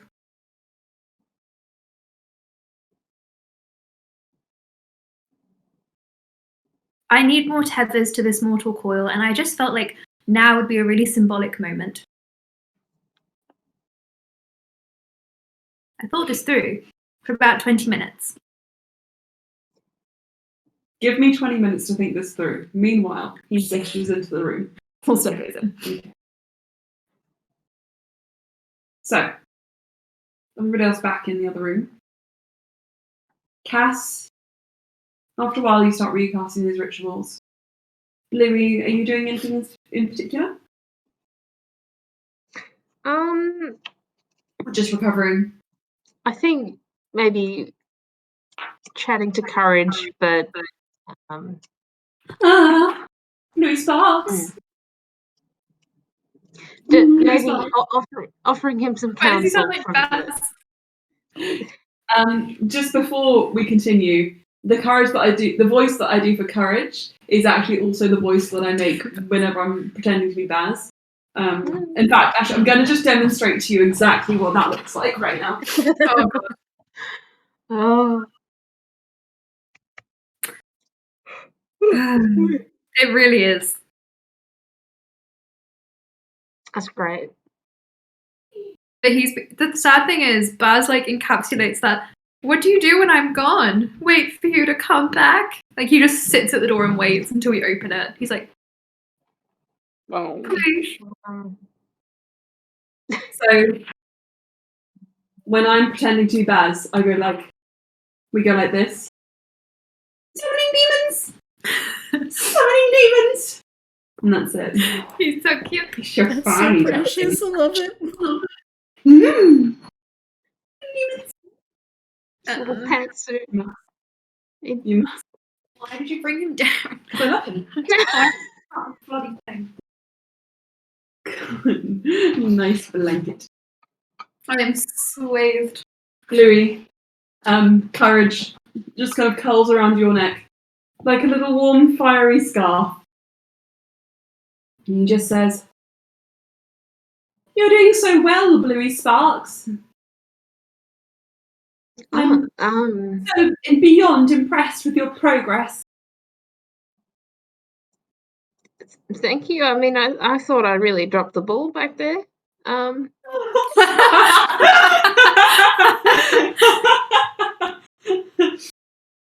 Courage is like, but why? What on earth makes you think that? Well, I didn't so much drop the ball. I dropped myself on accident. Okay. Louis Sparks, if I had any agency in the matter, you would have floated gently to the bottom of that storm. So, I think it would have worked itself out. What if it didn't have a bottom? Then you never would have had anything to hit, so you might never have died. We'd fall for Lives eternity eternity. together. At least you'd be with your friends, and maybe you'd get used to it eventually. Maybe you'd even grow wings. I don't think that's in the cards for me. I know some Dragonborn who have been rumoured to have grown wings. I think that you can take. You can grow wings. Oh. No, I'd be too powerful. No. Courage laughs and says, "Bluey Sparks, you are truly hilarious today." Thank you again. Bluey Sparks. Bluey Sparks. Mm. Do you think that Shu saw me in the trial? You saw roll me. Is there a way to What is what's Shu doing at the The moment? insight check, Look Shu, if over. you like. She's curled around Cass. Insight check. She's Did you being say? eaten by Ulster. Nom nom nom nom nom. So tasty. Insight, yes. Okay. Pastry. 11. 11. She is looking at Courage like he's a tasty little snack. So you get a feeling maybe not. Well, I feel like she could be thinking, look, if he wasn't there with her, for her, did she get the key by force, or wasn't handed over? Does not say that. Courage would have been the Okay. easiest trial. Courage would have immediately handed it over. I think she'd say that in common quietly, but Oh. just hoping that Courage doesn't understand enough to That's right. to get the implication. Sorry. I don't know. Look, do you want to know, or would you rather not know or think about it? I would prefer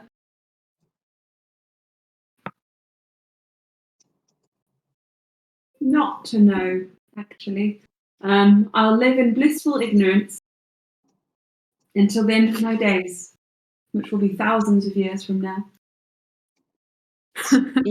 All I got to do is just not say or pry into anything for 60 of those thousands of years or so, if things go well. I'm talking about my very short lifespan compared to yours. It feels very long for me. Are you worried about this? Because you don't have to be worried about this. I only wish that we had more time together, Bluey. No. You're very precious to me. As you see, I have not met many champions as honourable and kind as you, my love. Many of the previous ones fell prey to wicked desire and power hunger. However, it is you, I believe, who might actually be the best of us.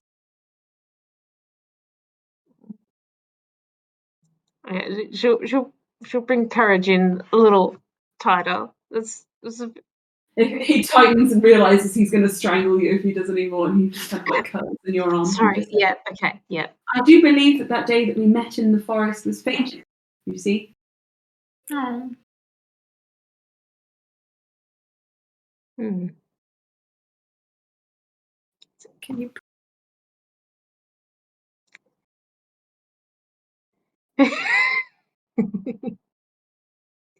Little baby. All right. She's very thankful. As you have that conversation with Bluey, Sarah and Lucas kind of fall into their own conversation. And Slia, as you sit there, what is running through your mind? Slia is actually getting out some knitting. What are you working on? She's gonna be working on a nice little blanket. Who for? For Randy, yeah. Oh. Mm. You get well into your blanket before you realise that the yarns are blurring before your eyes. And you blink. It becomes apparent to you that you are staving off or on the cusp of sleep. Suddenly overwhelmed by tiredness.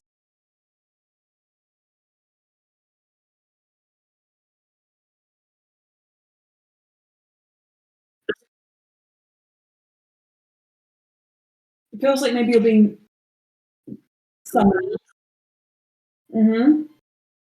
Beckoned.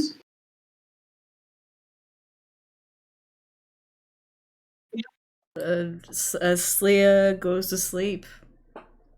If it's a sudden go to sleep, then if Blue notices, she'd slide the knitting along the needle so that it doesn't easily. Oh, just like oh, my whole heart. Thank you. Sorry, what's Bluey doing? I'd say making it sure probably that- just goes like straight backwards, as opposed to falling forward on the needles. Blue was thinking so that the But yeah, the so knitting that she doesn't lose the knitting. Yeah. lose it. But Yeah, also, I think if Cass is still, I think if Cass hasn't let go of Celia yet, so I think she would have like helped her not just fall. I think should have like laid her down and then cuddled in. We just make this music a little more appropriate.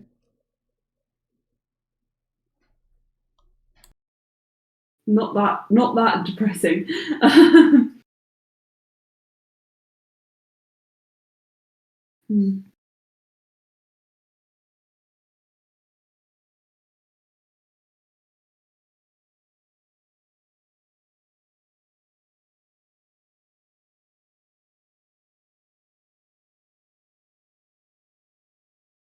So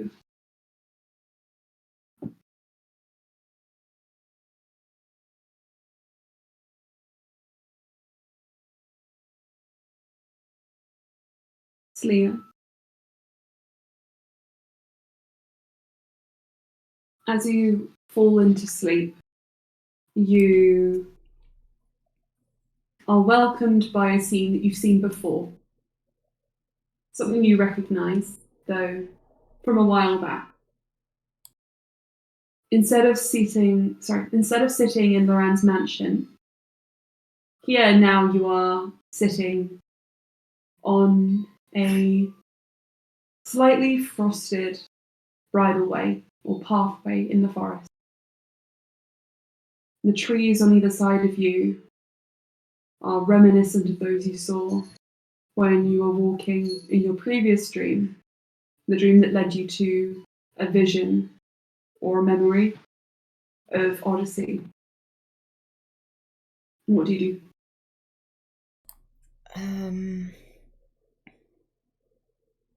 She looks around for like signs of movement, signs of life. Essentially, a sign that she's supposed to follow. There is a path between the trees ahead. She follows it. Let me just get something in my notes.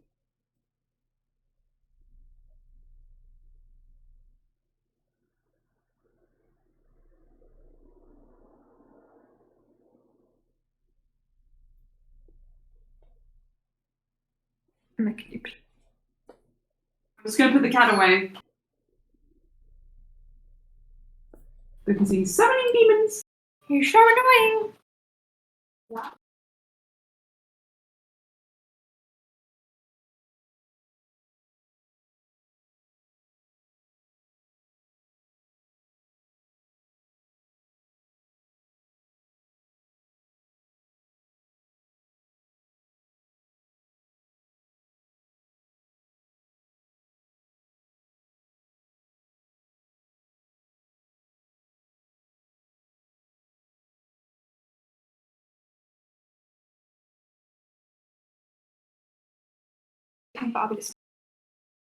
I'll call you back in.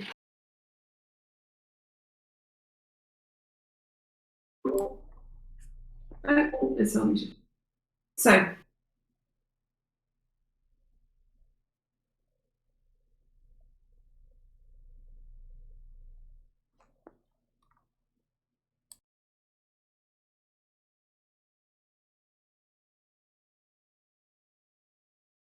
I'm just reading through.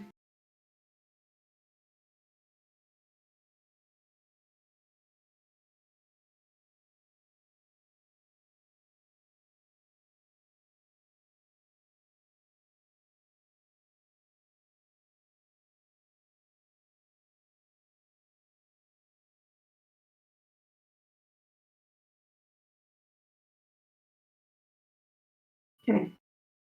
Slia, so you see this pathway sort of trodden between the woods. It's ahead of you.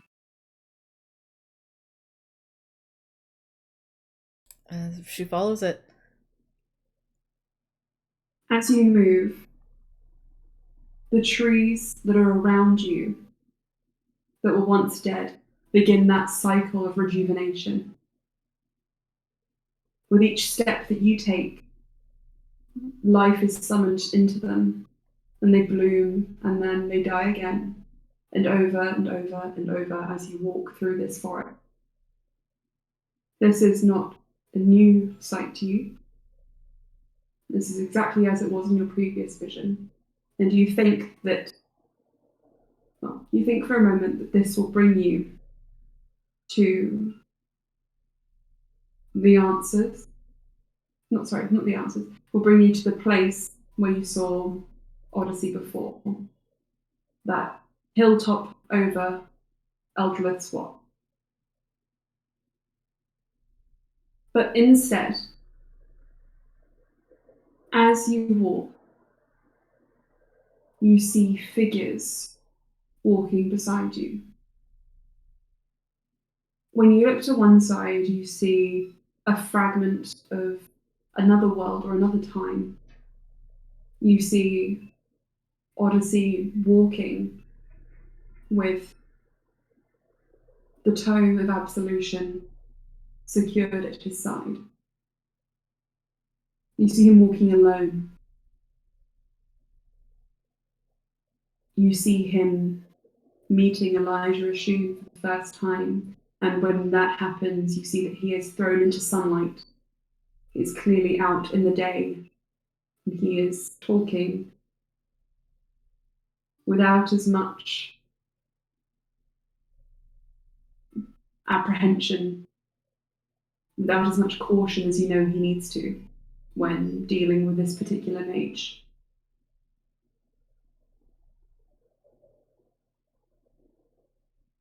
The floor drops down beneath them and disappears into an ocean as you see them on a boat, travelling across the seas to Kalkan.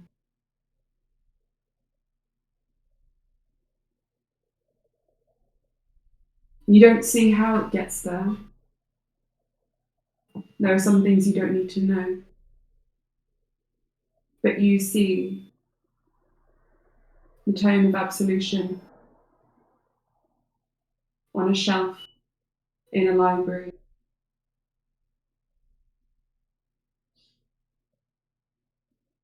And you see Elijah and Odyssey together,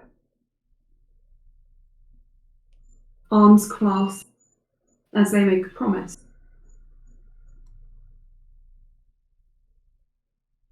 A promised pilgrimage to protect that tome.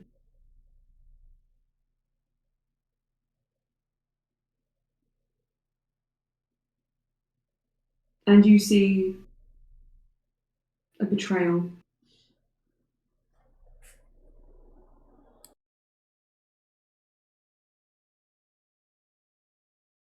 You don't see the moment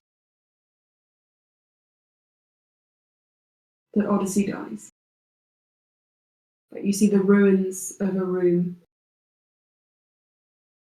in the palace of Eldrelith's Watch. And you see a blinding light, and you see ash on the floor, and you feel the ash on your palm as though it is freshly dusted there.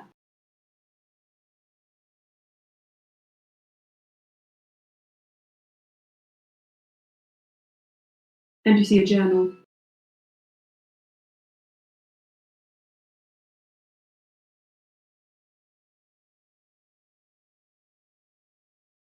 Do you keep walking?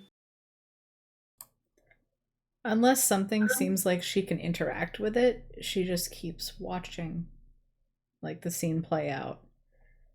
But, like, as her, like, hand feels like that, like, itchiness, she kind of just, you know when you, like, roll your fingers over your hand? Yeah. That kind of, like, fidgeting, that's what she's doing.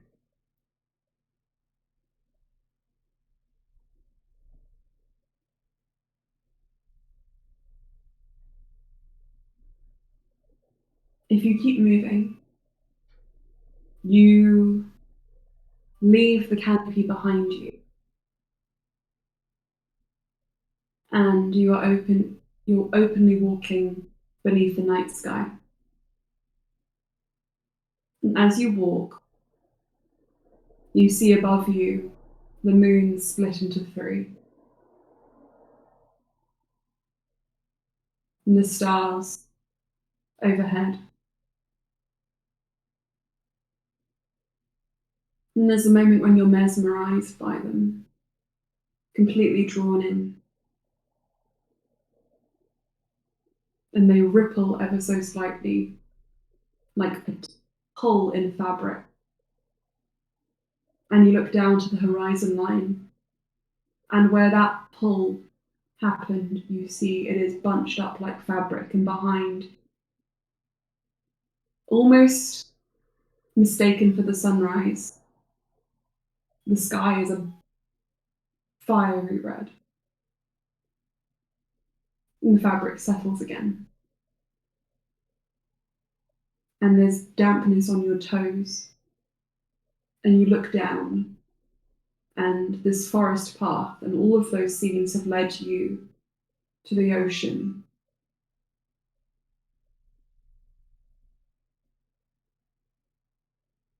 And you feel the presence of your goddesses with you. Do you have anything to say to them?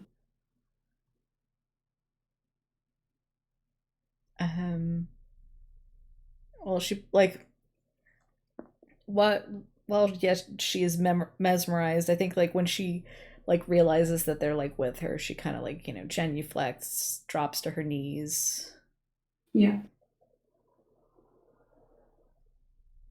Do you As have ever you've gone before, they are just beyond your vision. Do you have some guidance or instruction for me?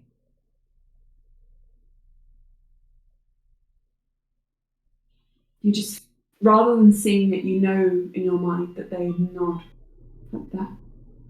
And you just hear them say, "We trust you. We trust you to choose those you surround yourself with. But let there be no doubt. Liansu.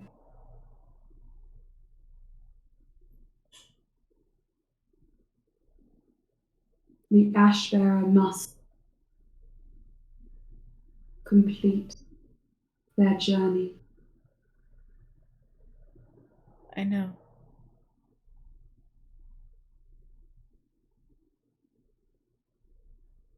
I will do what you ask of me.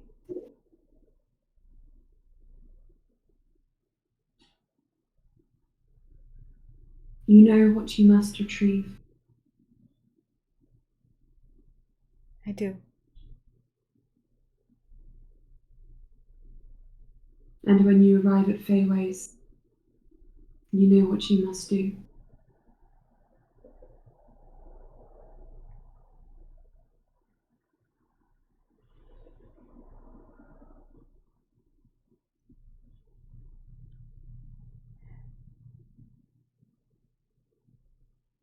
I think so.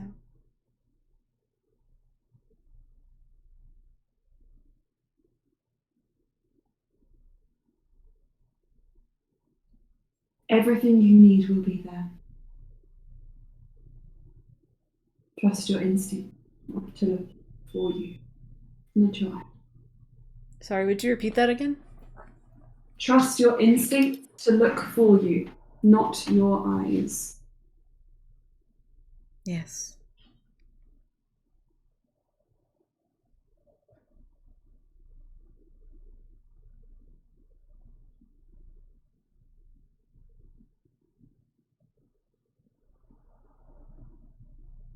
Slayer, you see the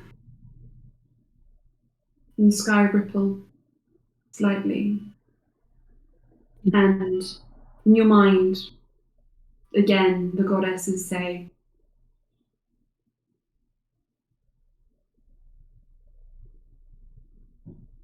We ask much of you. Is there nothing you would ask of us?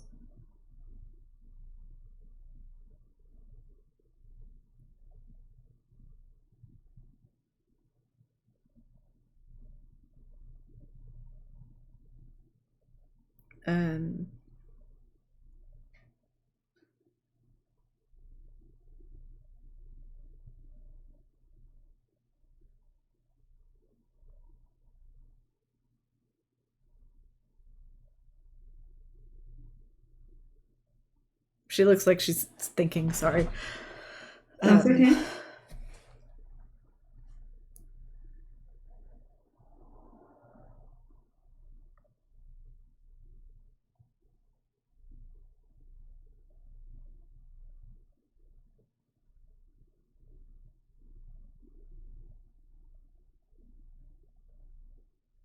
I'm at peace with what I have to do.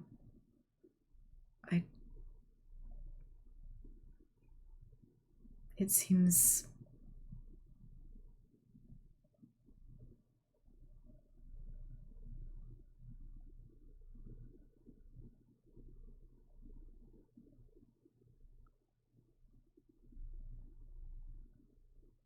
there is really nothing I can ask.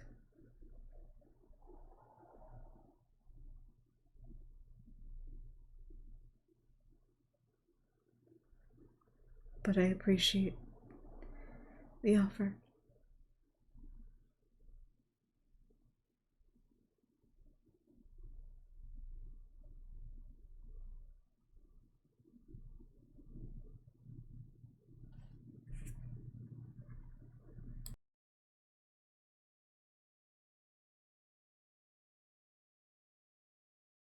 Do not fear, Siansu.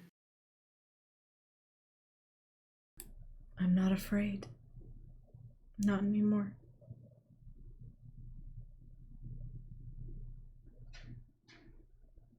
Then do not despair either.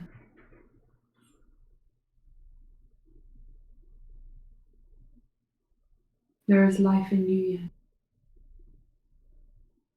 I know. And that is what you hear. And is what rings in your ears when you wake up again. Everyone else, it's been a minute? 2 since Leah's nodded off. And it takes her about 30 seconds to fully come back to herself.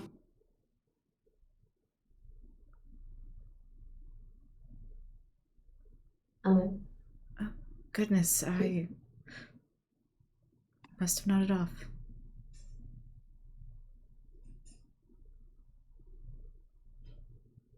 I think Lucas and Sarah are just watching you and saying, Sarah says, so long as you're all right. It's not a bad thing to be well rested. Yes. I mean, we have a bit more time than a few minutes if you know. I'm I fine. mean, I don't know how you all do with like micro naps, but I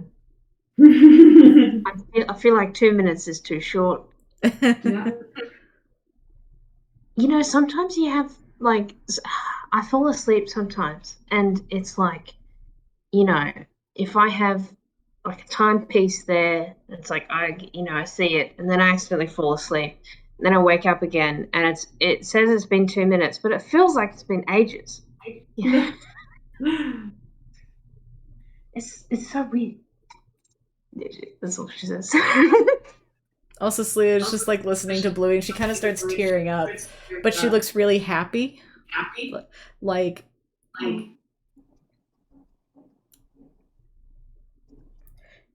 it wouldn't take a whole lot of insight. She's just kind of overflowing with like love for her party right now. Aww. Hmm. Appropriately, at that moment, kind of as you've spent this time knitting, resting, talking to one another, casting all of your rituals, Cass. Enough time has passed. You've got them all done. Luran and Ulster.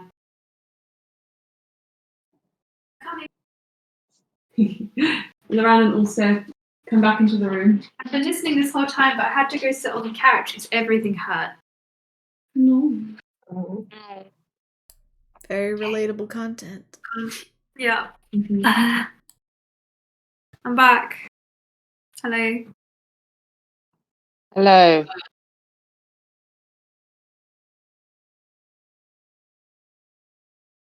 And you guys feel like you've had a short rest. You feel up to getting out there as much as you can.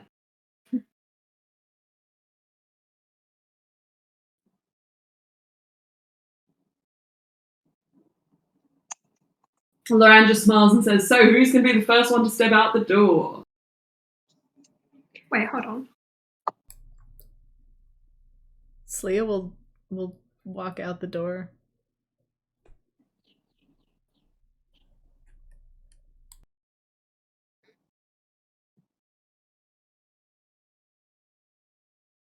Cass is right behind you, by the way, Slia. She hasn't let go of you yet. You can't tell if it's because she's comforting you or if she just needs to be comforted herself. But either way, she's not let go. Slia will happily hang on to Cass for as long as she wants, and Slia just looks like she's So, a little very cuddly. quickly, slightly backtracking so that you have a bit of clarification of. I had no idea what was going on there. No, I'm sorry. I thought that's what you wanted. I thought you wanted it to just fade away. So, slightly backtracking after the door closes behind you, also, Luran. You are in your private room, and Luran says, "Let's think about it for 20 minutes or so." At which point he sits down on a comfortable chair. And thinks about it for 20 minutes.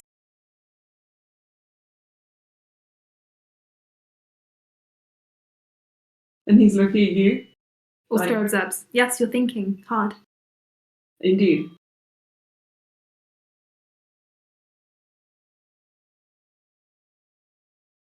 Mute for 1 second.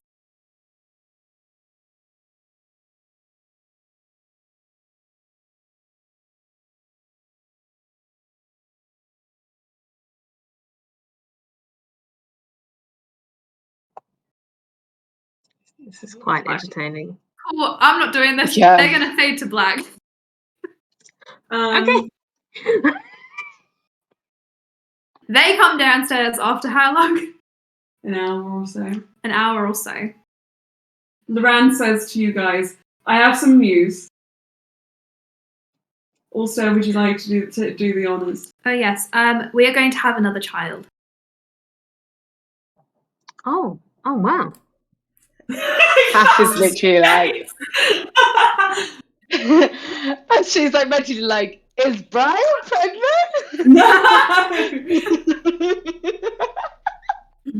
That's No. why I faded, because I was like, "That's his line." That's his line. That was his line. Luran did have to think about it for a bit, but yes. Most difficult 20 minutes of my life. But now here we are. Okay, so can I ask? This isn't because Cass is too mentally broken to ask this, but I'm going to ask it in the exact way that Cass would have if she wasn't mentally broken. Does that mean there's another baby in a cave? Yeah. There are 2 cave babies now. There are now In the 2 mansion. cave babies. There are now Luran two. will- Luran will do a tour of the cave baby cave, if you wish. Oh, this is a very important question. Ulster, Yes. slight cutback. Before, as the door closes behind you, the ritual is complete, etc., etc. What flowers do you bloom? Well, good thing I have a handy book. I'm so glad you asked, because if you didn't, I was gonna, or Slia was gonna do it in character. I think Blue is going to be like currently on the way. Yeah, so we have this one and points to the sunflowers, and he leads you down the corridor slightly, and you see that there is another door which is just blooming with plumage, Snowdrops, and it is covered in snowdrops, which means consolation and hope. absolutely inundated with Yep. snowdrops. This is the first, after the initial shock, it's the first like smile you've seen, like actual smile you've seen on Cass's face. And she runs up and hugs Brian, and then sort of like looks to Luran and is just like all of that doubt is back on her face, and she has no idea what to do. Dare you hug me? Okay, she hugs him, but whereas with Brian it was like a forceful hug. With Luran, it's like Cass is scared. Okay, Ulster, I think you would notice an emotion crosses over Luran's face, and you just see this like shit-eating grin come over his face, Oh, no. and he just leans down to Cass, and he just pokes his belly, and he just says, "Guess what's in here?" Oh no, Luran. Haha. Or is it in Ulster's Cass belly? like Stop it. Cass like looks up, and then it's just like, I'm gonna play this. She's just gonna be like, no. No. He Would waits. that have been audible I'm to everyone? gaslighting you, just in case. Sorry, you cut out then, Emma. He just says, "I'm gaslighting you," just in case you want to. Gaslight, keep girl boss Luran. Yeah, Cass is like, sure you are. Like, look suspiciously at both of their stomachs. Like, It's not. Anyway, Cass, you're a godmother. I know that we've already asked everyone else. Stia and Saraza, would you be godparents? Saraza collapses to the floor. Don't worry, Bluey. You're next.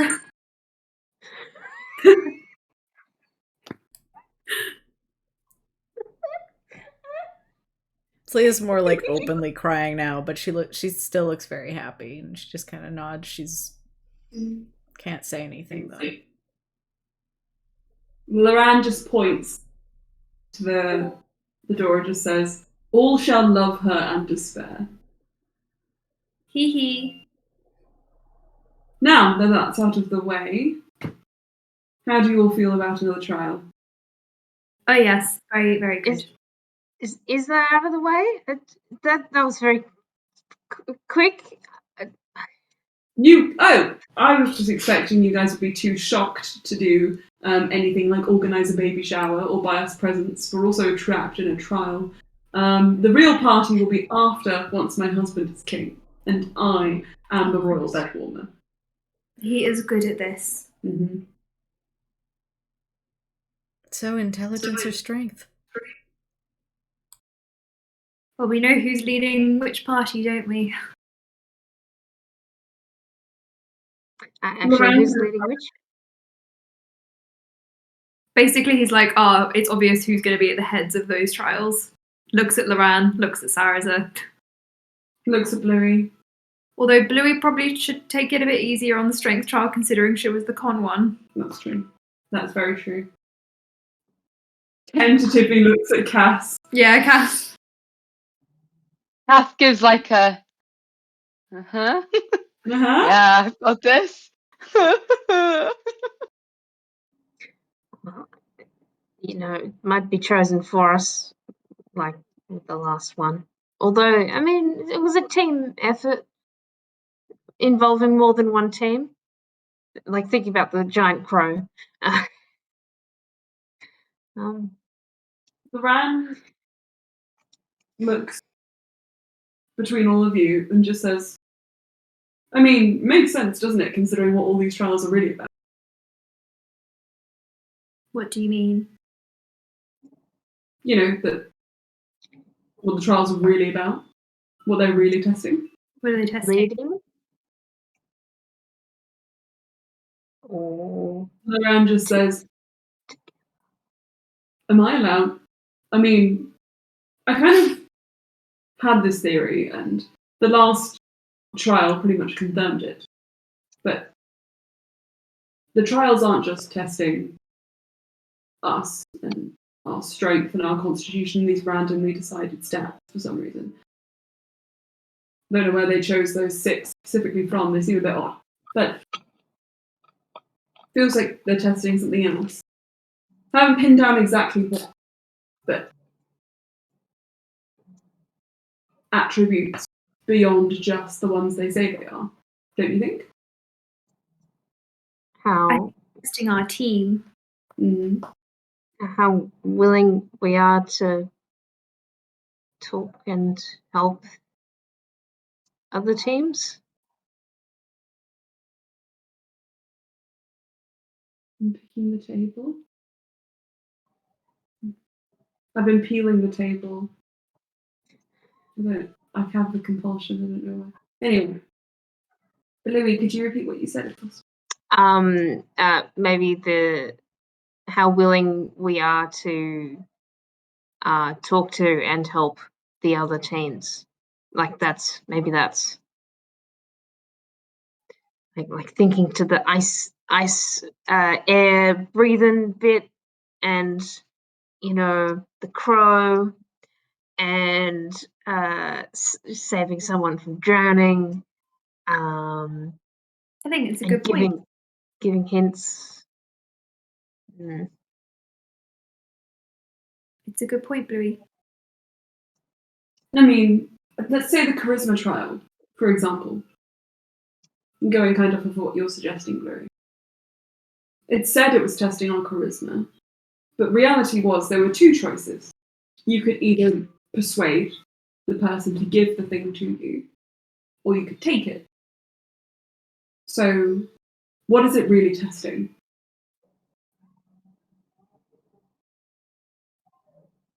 The kind of choices you'll make as a king.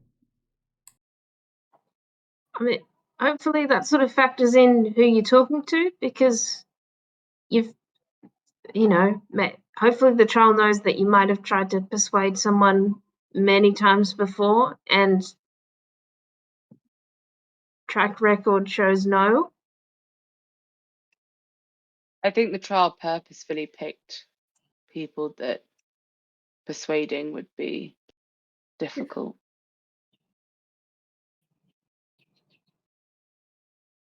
Luran just says, if it's that one note, I wouldn't be surprised.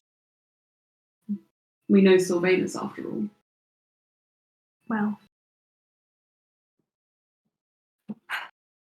Anyway. If we get to the end, then we'll find out, I suppose. Suppose we will. Who's ready? Luran puts up his hand. Wonderful. Happy to go at the back again. Okay. Tozatel puts up their hand. Tozatel. Why? What are you doing? You can go at the front. He picks Tozatel up and puts him down. Off you go. We need Baz. He's Tozatel. Stop it. Miss him. Okay, come on. Do I get to go get him? No, he's a nightmare. He eats the wires and he bangs into things. You can wait. Okay. She does this when we're in bed as well. She's like, can I go get Baz? And then he crawls all over us, eats the wires, jumps to the wall, pulls the curtains down. He has to go outside again. But I enjoy it when he's in there. Kind of. Moving on. Anyway, so you guys will band together. Alstead tucks a snowdrop behind Luran's ear. And Luran then has this like kind of rose blush on his cheeks. It's like so cute. He goes and gives one to Sleer and Sarzo as well. Mm-hmm. And he looks at Cass, makes her a sunflower. For your godchild too. Cass like takes it and it's like,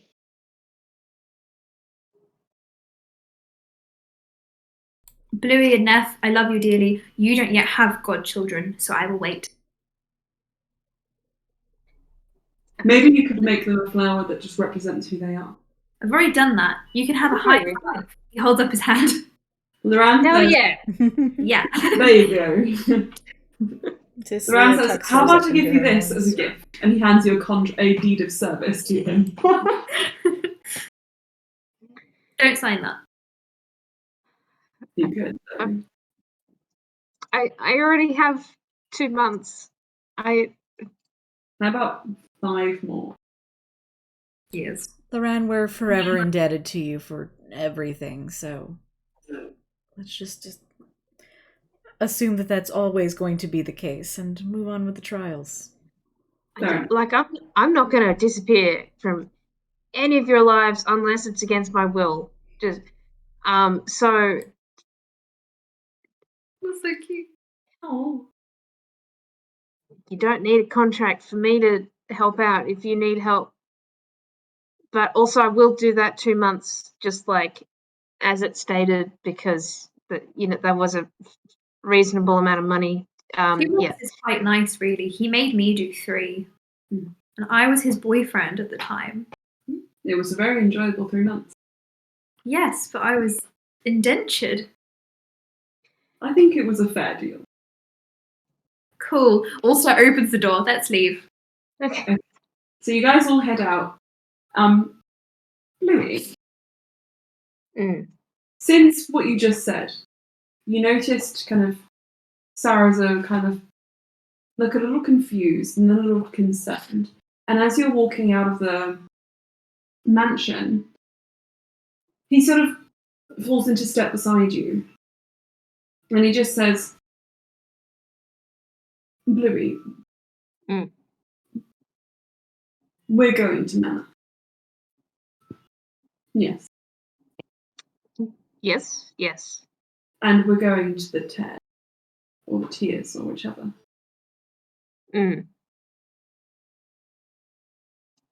What if when we go... You're 21. What if when we go, they don't let you leave? Or they try to keep you?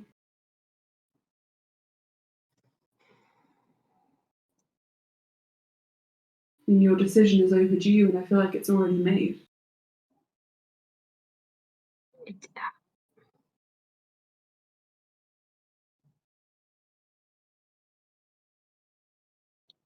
Well, I don't know. This sounds very kind of stubborn of me, but really the decision I want to make is freeing who's ever in there. I don't want to make a decision to leave, and I don't want to make a decision to have things go back to normal because I need to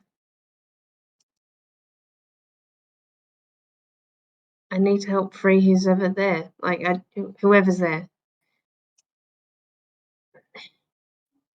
because otherwise that's an impossible. I can't make the choice that everyone else has made. I have to choose something else.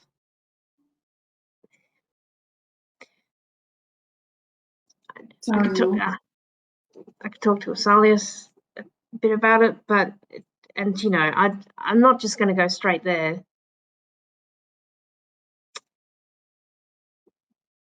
I don't know. And also the acolyte. I mean, she physically couldn't tell me everything, but I wonder if...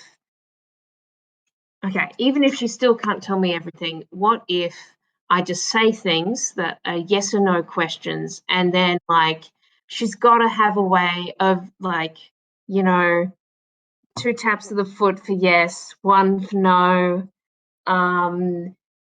even if she can't, because she couldn't speak about it. There's got to be something. Louis, I think that you are in a better position than ever to make that happen. Convince her that she can talk, find a way. Just want to make sure that, getting down there, I believe at least that it's no longer an issue. Now that you know. And now that ostensibly we know even where the other side of that tears place is. But I want to make sure that we get you back at the end.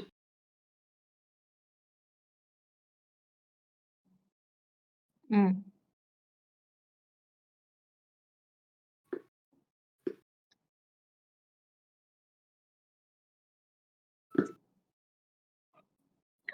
I won't just waltz in there. So don't worry about that.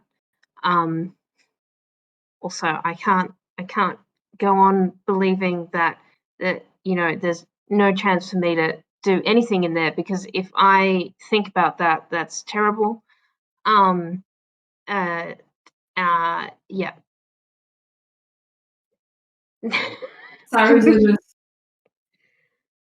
Cyrus just gives you a knowing look and he says, talk to me again when we're out of the trial. Talk to all of us. We'll figure something out. Thank you.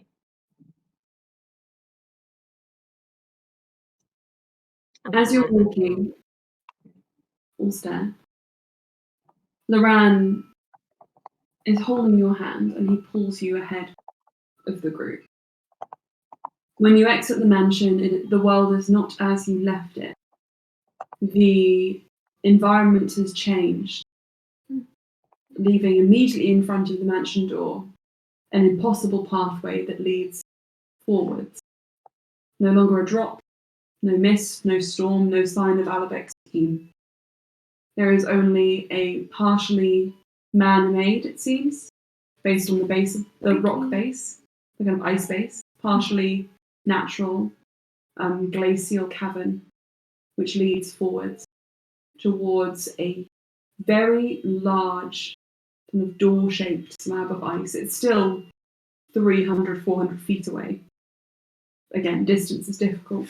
Long enough that walking to it is going to take a bit of time. Okay. Taking advantage of that, again, Luran leads you forward.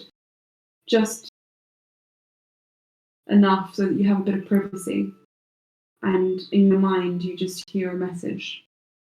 And Luran says, I love you. I love you too. I wanted you to know that before I said anything.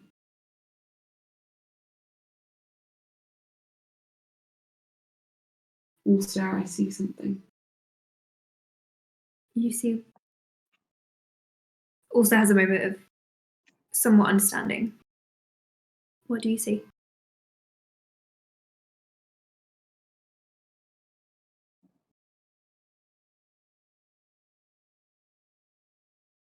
You see he struggles to put it into words. You can take your time. And instead he just holds your cheek and he just says, let me try something new. And instead of hearing anything, you see something. Almost sharing Luran's vision, you see, just walking in tandem alongside him, a young boy with golden skin and auburn hair, no scar on his cheek, and his eyes are wide and bright. And he walks with a spring in his step and an unearned confidence that only a teenager could have. And you see it is a younger version of Luran himself. And Luran just said, it's like he's taunting me. Can I look at the hallucination and see if it looks like it's taunting him or just existing beside him? Insight check? Yeah. 21. It doesn't look malicious. You get the impression that what Luran is saying is that its existence feels painful to the extent where it feels like a joke to him, a joke on him. I can't tell you what to feel when you see this, but I know it will take some time, but we can't pretend that he never existed. We've all changed a lot over the passage of our lives, and you, Sarza, and Slayer have lived longer than most of us. Stop. Sorry. An insight into our lives. I can't stop. Emma likes to scratch things, and I'm always like, stop. I'm a cat. You can hear it if you do scratch, by the way. Stop! It's just a sort of grating noise. Luran, I want you to know that I love you as you are now, completely, and I do not find you lacking in any way. Don't look at yourself as a child and want to be like that again, please. I spoke to Cass earlier, but I'm sure many of us would feel the same, but then would we be friends, lovers, Husbands. husbands? I don't know.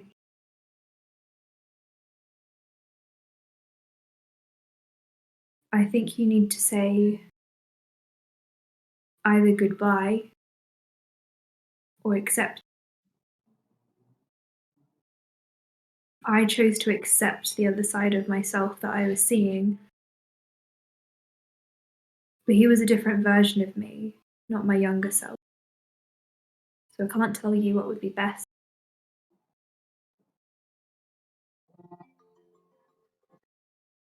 Don't push those memories away forever.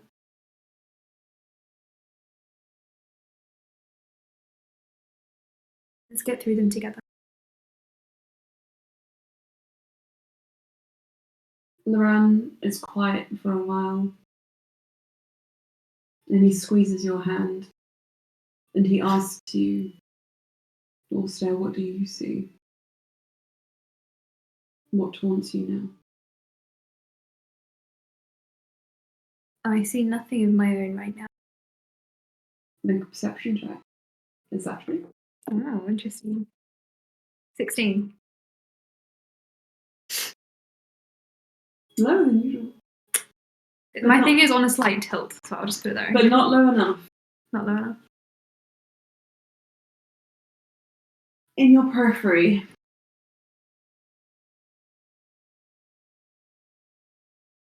and just to confirm, it's the same hallucination as in the tram? It can be. Wait.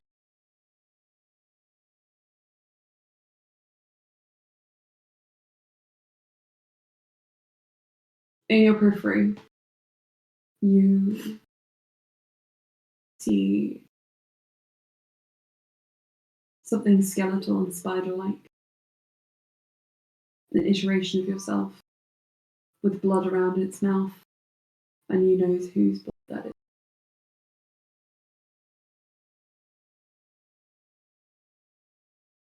is. Oh, I'm sorry, Anna, about your alarm. I still see him. Would you like to see? Sure. I can go with you mine so you can show me yours. He would allow Luran to cast anything to see into his Luran casts in, and when he does all stare, the hallucination looks back at him. And it smiles.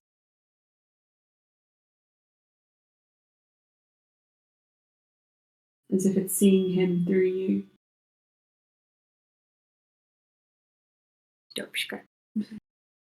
And he says, once Luran has pulled his hand away,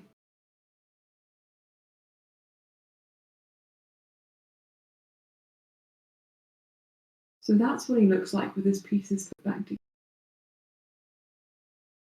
Chad.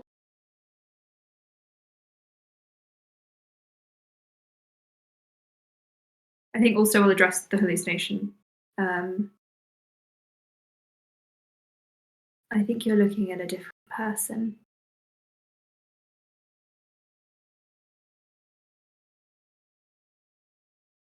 I don't know. He looks a little disassembled. So do you. But not quite as much as you do. It doesn't say much after that. It just lets you be, occasionally fading out of vision entirely, but pressing in the back of your mind, and you get for a moment a feeling of what Cass might have felt with that presence of another Cass in her mind, pushing into reality. And Luran just says, I think you can empathise with her a lot more than you previously thought you could. That version of myself it can never touch me in a way that would change me, I think, like Cass was, but it's unforgivable. That's a person that has destroyed a country, a people, taken lives and created a child who would take even more. I can never become that. Ever.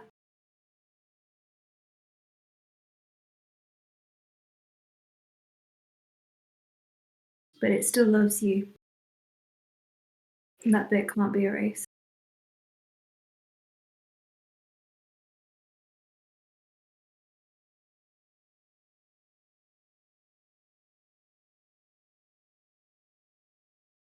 I think Luran is silent for a while after that. Also doesn't ignore the hallucinations, but he's kind of just accepted that they're there. And for a moment, I think he does glance back at Cass and give her a small smile and keep walking. Also, as you go, there is one moment when the hallucination becomes far more potent, much closer. And it's round about when you were talking about that person not being real, about that child who had destroyed many, and it speaks, and as it does so, it transforms and twists into a visage of Luran, and it just puts a hand on your shoulder. Impossibly, you feel it. And it just asks you in his own voice, so why won't you let go? Ulster keeps walking. And around that point, you reach the foot of a large ice door, carved on it a mark, which, without having to think, without really knowing how, just from the gut feeling that you all share, you know means strength. And that is where we'll leave the game for today. We didn't even get through one trial. We did get through a bunch Hey, of we need other a stuff that traumatic we- chat. Yeah. This is on you, Emma.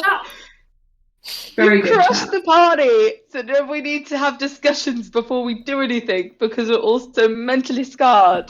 Yeah. Hee hee. So, do you guys want to play next Sunday, or would you prefer to do it on Tuesday? Because if we played next Sunday, George, we could play together, all three of us. Yeah, it would potentially, if we did it though, because I was thinking of going back on Sunday, so it depends on if you're thinking Sunday day or Sunday evening.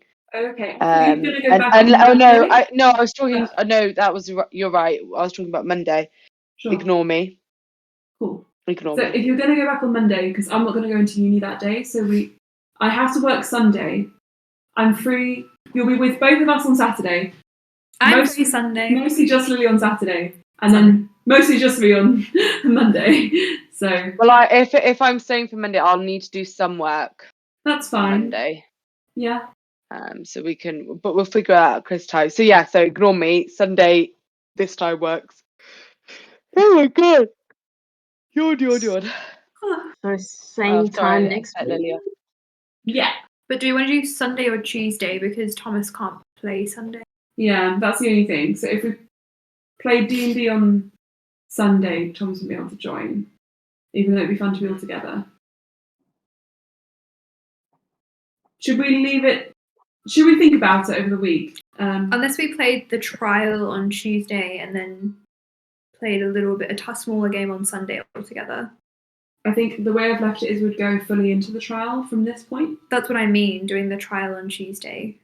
And you want to just play like a one-shot on Sunday? Or playing like a game like this but shorter, like an interim between the two trials. Entirely up to you guys. Oh, you mean this Tuesday, is in next week? Yeah. My mum's here. Okay, then let's try Sunday then. Yeah. And then just Thomas will have to either make it or miss. Yeah. Up to him. So Sunday evening for you. Yeah. And then we'll go back to Tuesday. So same time next week. Yeah, after that. So that you guys don't have to get up again super early 3 weeks in a row. Okay. Yeah. Also so that Thomas can join in for the end of the trial. We'll have Laz with us. We'll have Lazarus Yay. and Basilton. Laz and Baz. Can you believe it? Oh, nice. Hee hee. Hee hee. And both of their godmothers. Yeah.